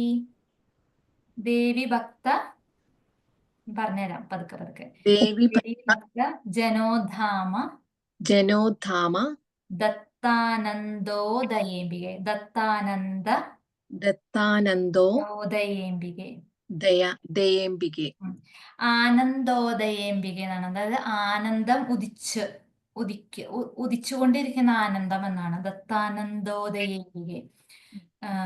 ദേവി ഭക്ത ജനോദ്ധാമ ദയാംബികെ. ദത്താനന്ദോദയേംബികെ. ദത്താനന്ദോ ദയാംബികെ. അത് പെട്ടെന്ന് കാണുമ്പോ പേടിക്കണ്ട. വളരെ സമാധാനത്തില് ഓരോരോ വാക്കുകളിൽ കൂടെ കടന്നു പോയാൽ മതി. ഒരു 3-4 പ്രാവശ്യം നമ്മൾ പതുക്കെ ചൊല്ലി വരുമ്പോ പിന്നെ സ്പീഡ് ആയിക്കോളും കേട്ടോ. ഇങ്ങനെ കുറച്ച് വാക്കുകൾ ഉണ്ട് ഇതില്. ദേവി ഭക്ത ജനോധാമ ദത്താനന്ദോദയേംബികെ രൂപം ദേഹി ജയം ദേഹി യശോ ദേഹി ദുഷോ ജഹി. ഇനി ഉദ്ധാമന്മാരായ ഭക്തർക്ക്, അതായത് ഭക്തജനങ്ങൾക്ക്, ഉദ്ധാമൻ എന്ന് പറഞ്ഞാല് ശ്രേഷ്ഠരായ എന്ന് പറയും. ഇവര് ശ്രേഷ്ഠരെന്ന് പറയുന്നത് എപ്പോഴാന്ന് വെച്ചാല് ഇങ്ങനെ കുറച്ച് വൈരാഗ്യം വന്ന് ഇങ്ങനെ ഭക്തിയിൽ കൂടുതൽ ലയിച്ച്, അതായത് ഇങ്ങനെ ലൗകിക കാര്യങ്ങളിലെല്ലാം കുറച്ച് ഇഷ്ടം കുറഞ്ഞ അല്ലെങ്കിൽ ആഗ്രഹങ്ങൾ കുറഞ്ഞ ഭക്തിയിൽ കൂടുതൽ ശ്രദ്ധിച്ച് വരുന്ന ഭക്തരെയാണ് ഈ പറയണത്. അവർക്ക് ദേവി ആനന്ദം തന്നുകൊണ്ടേയിരിക്കുന്നു. ഉദിച്ചുദിച്ചു വരുന്ന ആനന്ദം. ഞാൻ ഇത് മുമ്പ് പറഞ്ഞു, നമ്മളിങ്ങനെ കുറച്ച് കഴിയുമ്പോൾ അങ്ങനെ പറയും അങ്ങനെ ഒരു പരമമായ ആനന്ദത്തെ കുറിച്ച് പറയുന്നു. അതായത് അവർക്ക് ആഗ്രഹങ്ങളൊക്കെ കുറഞ്ഞ് അവർക്ക് സന്തോഷം മാത്രമായിരിക്കും. അവരുടെ മനസ്സിന് എപ്പോഴും എന്തായാലും സന്തോഷമായിരിക്കും. സന്തോഷം മാത്രമേ ഉണ്ടാവുള്ളൂ. അവർക്ക് സങ്കടം വരാനുള്ള കാര്യങ്ങൾ ഉണ്ടാവില്ല, അല്ലെങ്കിൽ അതിനുള്ള ഒരു അവസരം ഉണ്ടാവില്ല. അങ്ങനെയുള്ള, അതായത് ഭക്തജനോ അങ്ങനത്തെ, അതായത് ശ്രേഷ്ഠരായ ഭക്തർക്ക് എപ്പോഴും ആനന്ദം നൽകുന്നവളെ എന്നാണ് ഈ പറഞ്ഞത്. കുറച്ച് കട്ടിയുള്ള വാക്കാണ് മാത്രം. ഒരാൾക്ക് ചൊല്ലാൻ പറ്റുമോ? ഞാനൊരു പഴയ ആളെ വിളിക്കാം. ഗായത്രി ചൊല്ലോ അത്.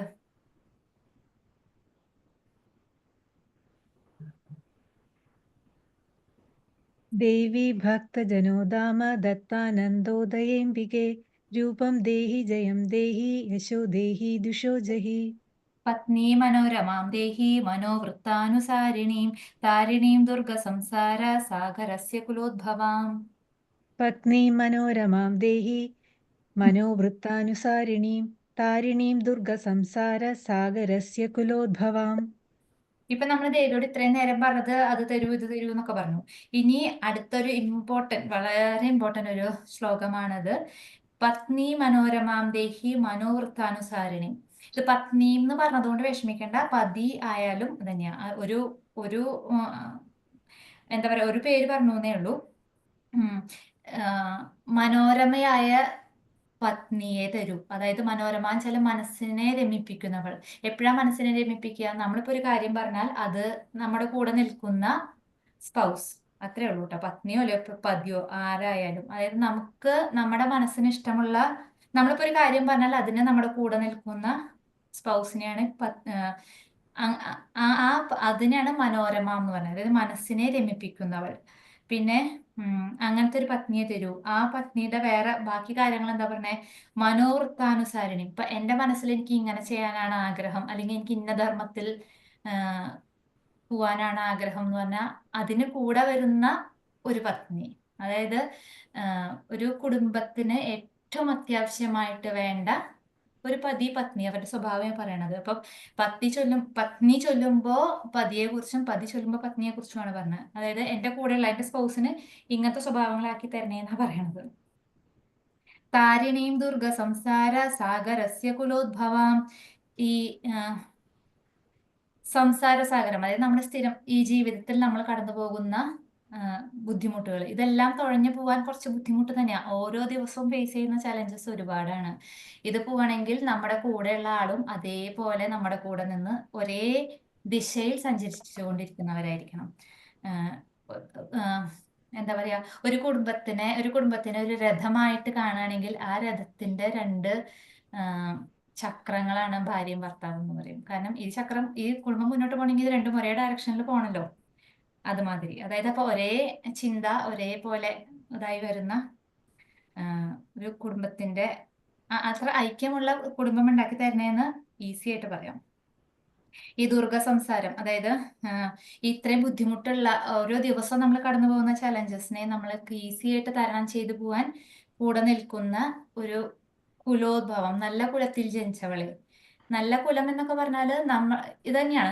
നമ്മള് നമ്മൾക്ക് ചിന്തിക്കുന്ന അല്ലെങ്കിൽ നമ്മൾ എന്ത് ധർമ്മത്തിലാണോ പോകാൻ ഉദ്ദേശിക്കുന്നത് അതേപോലെ അതേ ധർമ്മത്തിൽ ജനിച്ചു വന്ന ഒരു സ്പൗസിനെ തരൂ എന്നാണ് ഉദ്ദേശിക്കുന്നത്. ഇതെല്ലാം വാസനകളും ഇതൊക്കെ അനുസരിച്ച് മാറിക്കൊണ്ടിരിക്കും. പക്ഷെ എന്നാലും ഒരേപോലെയുള്ളവരായാൽ മനസ്സിന് സന്തോഷം, ജീവിതത്തിന് സന്തോഷം, അതിന് വേണ്ടിയിട്ട് പറയണത്. ഭയങ്കര ശക്തിയുള്ളൊരു ശ്ലോകം കേട്ടോ. ഗീത ശരി. പത്നീം മനോരമാം ദേഹി മനോവൃത്താനുസാരിണീം താരിണീം ദുർഗ സംസാര സാഗരസ്യ കുലോദ്ഭവാം. പുത്രാൻ ദേഹി ധനം ദേഹി സർവകാമാംശ ദേഹി മേ രൂപം ദേഹി ജയം ദേഹി യശോ ദേഹി ദുഷോ ജഹി. അത് ഇതിലില്ല കേട്ടോ ഈ ബുക്കിൽ. ചേച്ചിയുടെ പഴയ ബുക്കാണ് അല്ലേ? അതെ, ഞാൻ വേറെ ബുക്ക് എടുത്ത എൻ്റെ അതിലുണ്ട്. അല്ല സാരല്ല ചേച്ചി, എന്നിട്ട് നിർത്തിക്കോളൂ. ഞാൻ വേറൊരാളെ കൊണ്ട് ചൊല്ലിക്കാൻ സമയമായി, അതുകൊണ്ടാ. ശരി ശരി ശരി. ആരാണ് വേഗം ചൊല്ലുക? ചേച്ചി എനിക്ക് പോയോ? ശാന്ത ചേച്ചി ചൊല്ലാം. എന്റെ ഇരിക്കുന്ന പഴയ ബുക്കാണോ? എന്നാ കുഴപ്പം. ഞാൻ ചൊല്ലട്ടെ. ചൊല്ലിക്കോളൂ. പുത്രാൻ ദേഹി ധനം ദേഹി സർവകാമാംശ്ച ദേഹി മേ രൂപം ദേഹി ജയം ദേഹി യശോ ദേഹി ദ്വിഷോ ജഹി. ഇനി ഇതുപോലെ തന്നെ നല്ല ഭാര്യയെ തരണേ അല്ലെങ്കിൽ നല്ല സ്പൗസിനെ തരണേ എന്ന് പറഞ്ഞു. ഇനി അടുത്തത് നല്ല സന്തതി പരമ്പരകളെ തരണേ, നല്ല ധനം തരണേ, പിന്നെ എല്ലാ ആഗ്രഹങ്ങളും സാധിച്ചു തരണേ. സർവകാമാംശ ദേഹിമേ, ഞാൻ എന്താഗ്രഹിക്കുന്നുവോ ആ ആഗ്രഹങ്ങളെല്ലാം നടത്തി തരണേ എന്ന് പറയാണ്. വീണ്ടും രൂപം ദേഹി ജയം ദേഹി യശോ ദേഹി ദുഷോ ജഹി. ആശ അടുത്തതും കൂടി ചൊല്ലിക്കോളൂ. ഇതം സ്തോത്രം പഠിത്വാ തു മഹാസ്തോത്രം പഠേന്നരഃ സതു സപ്തശതീ സംഖ്യാ വരമാപ്നോതി സമ്പദഃ. ഇതം സ്തോത്രം പഠിത്വാ തു മഹാസ്തോത്രം പഠേന്നരഃ സതു സപ്തശതീ സംഖ്യാ വരമാപ്നോതി സമ്പദഃ. ഈ സ്തോത്രം പഠിച്ചതിന് ശേഷം മഹാസ്തോത്രം എന്താ നമ്മൾ ചൊല്ലണ? മഹാഭാഗവതം അല്ല, ദേവി മഹാത്മ്യം ചൊല്ലുക. ഈ സ്തോത്രം ചൊല്ലിയതിന് ശേഷം ദേവി മഹാത്മ്യം ചൊല്ലിയാല് നമ്മള് ആ സപ്തശതി എത്ര തവണ ചൊല്ലി അതിന്റെ ഗുണങ്ങൾ ഉണ്ടാവുന്നോ അത്രയും ഗുണത്തിന്റെ കൂടെ നമുക്ക് ഒരുപാട് സമ്പത്തും കൂടി ഉണ്ടാവും എന്നാ പറയുന്നത്. വരമാപ്നോതി സമ്പദ. അത്രയും പ്രാവശ്യം ചൊല്ലി ദേവി മഹാത്മ്യത്തിന്റെ ഗുണമുള്ളതിലും പുറമെ ഒരുപാട് സമ്പത്തും ഉണ്ടാവും എന്നതാണ് പർഗള സ്തോത്രം. ഇതിന്റെ ഒരു പൂർവാംഗമായിട്ട് നമ്മൾ ദേവിയിലേക്ക് അടുക്കാനുള്ള ആ തടസ്സങ്ങൾ മാറ്റാൻ വേണ്ടിയുള്ള വെറും ഒരു അർഗള സ്തോത്രമാണ്. അതിനാണ് ഇത്രയും ശക്തി. അപ്പൊ ഇനി വരാൻ പോണത് എന്തായിരിക്കും ഊഹിക്കാറ്?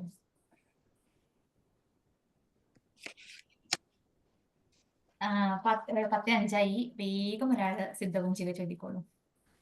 സോറി കേട്ടോ, കുറച്ച് സമയം കൊടുക്കും, കുറച്ച് കഥ പറയാനിരുന്നിട്ടാ. വസന്ത അശോകൻ ചേച്ചി ചൊല്ലാം.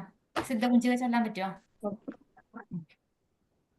സിദ്ധകുഞ്ചികാ സ്തോത്രം. ശിവ ഉവാച ശൃണുദേവി പ്രവക്ഷ്യാമി കുഞ്ചികാ സ്തോത്രമുത്തമം. ഏന മന്ത്രപ്രഭാവേണ ചണ്ഡീ ജാപശുഭോ ഭവേത്. ന കവചം നാർഗളസ്തോത്രം കീലകം ന രഹസ്യകം ന സൂക്തം നാഭിധ്യാനം ച ന ന്യാസോ ന ച വാർച്ചനം. കുഞ്ചികാപാഠമാത്രേണ ദുർഗാപാഠഫലം ലഭേത്. അതിഗുഹ്യതരം ദേവി ദേവാനാമപി ദുർലഭം. ഗോപനീയം പ്രയത്നേന സ്വയോനിരിവ പാർവതി. മാരണം മോഹനം വശ്യം സ്തംഭനോച്ചാടനാദികം. പാഠമാത്രേണ സംസിദ്ധ്യേത് കുഞ്ചികാ സ്തോത്രമുത്തമം. അത മന്ത്രഃ.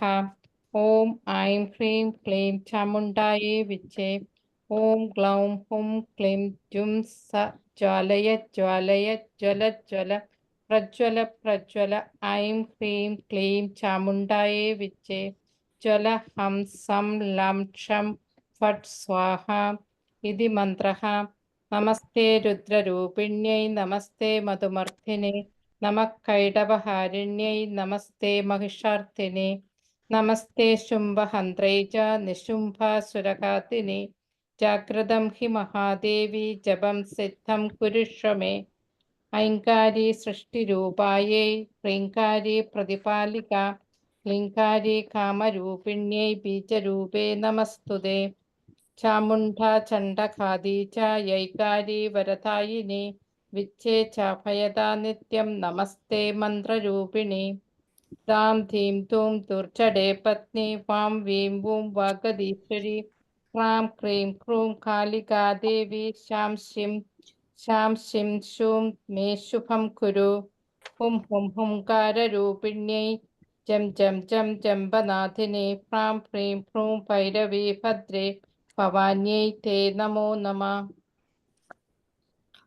അം ഖം ഛം ഠം ഥം ഫം യം ശം വീം ധൂം ഐം വീം ഹം ഷം ദിചാക്രം ത്രോടയ ദീപ്തം കുരു കുരു സ്വാഹ പാം ഭീം ഹൂം പാർവതി പൂർണ ഹാം ഖീം ഹൂം ഖേചരി തഥാ സാം സീം സൂം സപ്തശതി ദേവ്യാ മന്ത്രസിദ്ധിം കുരുഷ്വ മേ ഇദം തു കുഞ്ചികാ സ്തോത്രം മന്ത്രജാകാർത്തിഹേതവേ അഭക്തേനൈവ ദാതവ്യം കോപിതം രക്ഷ പാർവതി യസ്തു കുഞ്ചികയാ ദേവി ഹീനാം സപ്തശതീം പഠേത് ന തസ്യ ജായതേ സിദ്ധിരരണ്യേ രോധനം യഥാ ഇതി ശ്രീരുദ്രയാമലേ ഗൗരീതന്ത്രേ ശിവപാർവതി സംവാദേ കുഞ്ചികാ സ്തോത്രം സമ്പൂർണം. ഓം ശ്രീ ദുർഗാർപ്പണമസ്തു. ഓം ശ്രീ മഹാദേവിയൈ നമഃ. നന്നായി ചൊല്ലിട്ടോ. അല്ല, ഞാൻ എന്നോട് പറയേണ്ട ആവശ്യമില്ല, സോറി. പക്ഷെ എന്നാലും പറഞ്ഞുപോയി. എന്താ പറയാ, ഇന്ന് പഠിപ്പിച്ചതിൽ എന്തെങ്കിലും സംശയം ഉണ്ടെങ്കിൽ ചോദിക്കാൻ മടിക്കണ്ട കേട്ടോ. സോറി, ഒരു 8 മിനിറ്റ് കൂടുതൽ എടുത്തതുകൊണ്ട് നമുക്ക് വേഗം നിർത്താം.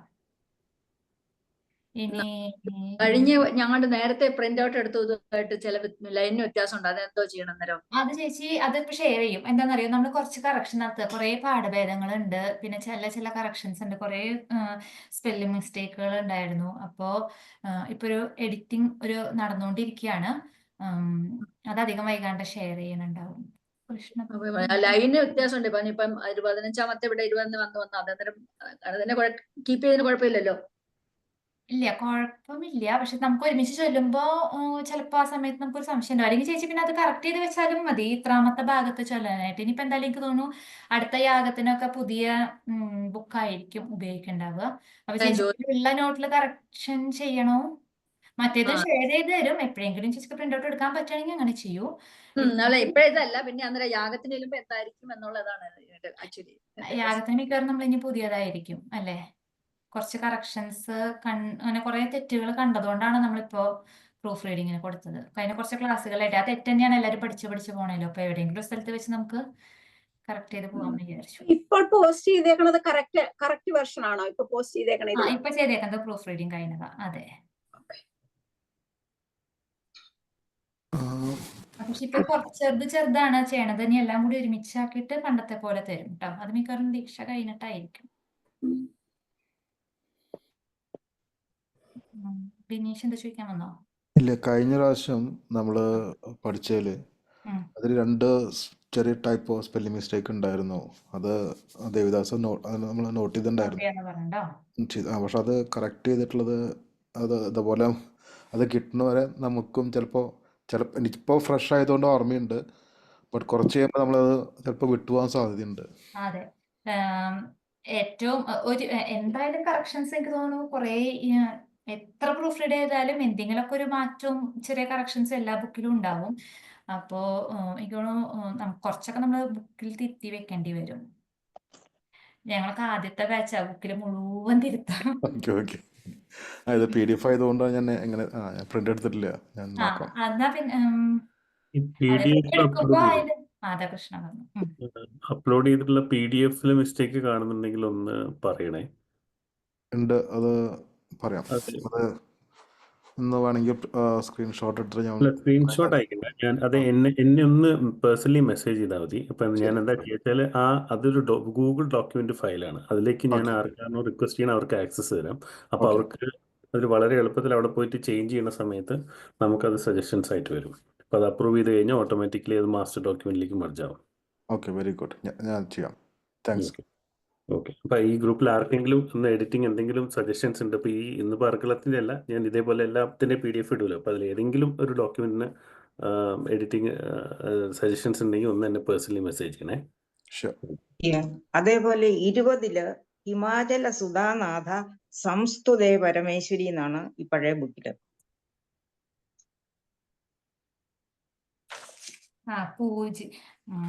അത് കുറച്ച് നമ്മള് കറക്ഷൻസ്, ചില വാക്കുകളൊക്കെ മാറിയിട്ടുണ്ട് മുമ്പത്തെ ബുക്കിൽ നിന്നും. പിന്നെ ചിലത് പാഠാന്തരങ്ങളും ഉണ്ട്, അപ്പൊ അതും പിന്നെ ഓർഡർ മാറിയിട്ടുണ്ട് കുറച്ചൊക്കെ.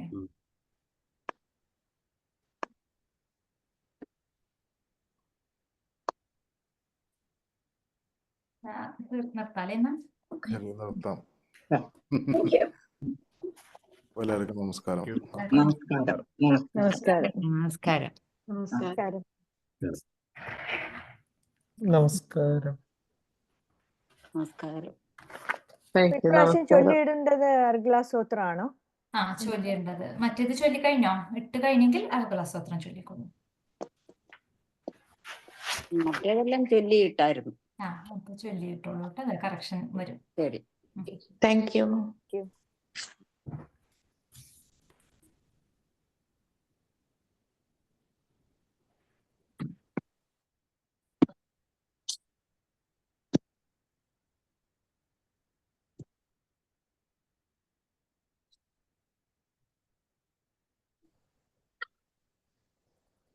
ഹരിതാജി ഒന്ന് വെയിറ്റ് ചെയ്യോ? ചെയ്യാം.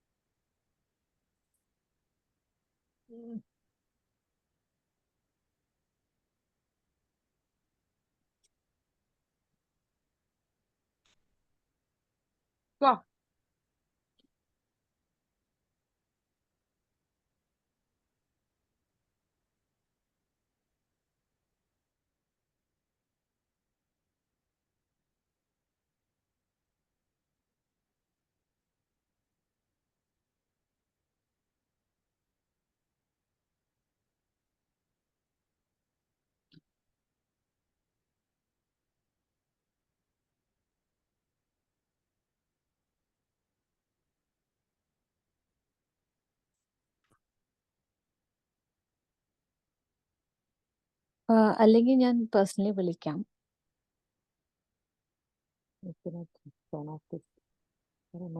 അതാ നല്ലത്. എന്നെ വിളിച്ചോളൂ. ശരി കേട്ടോ. ഓക്കെ.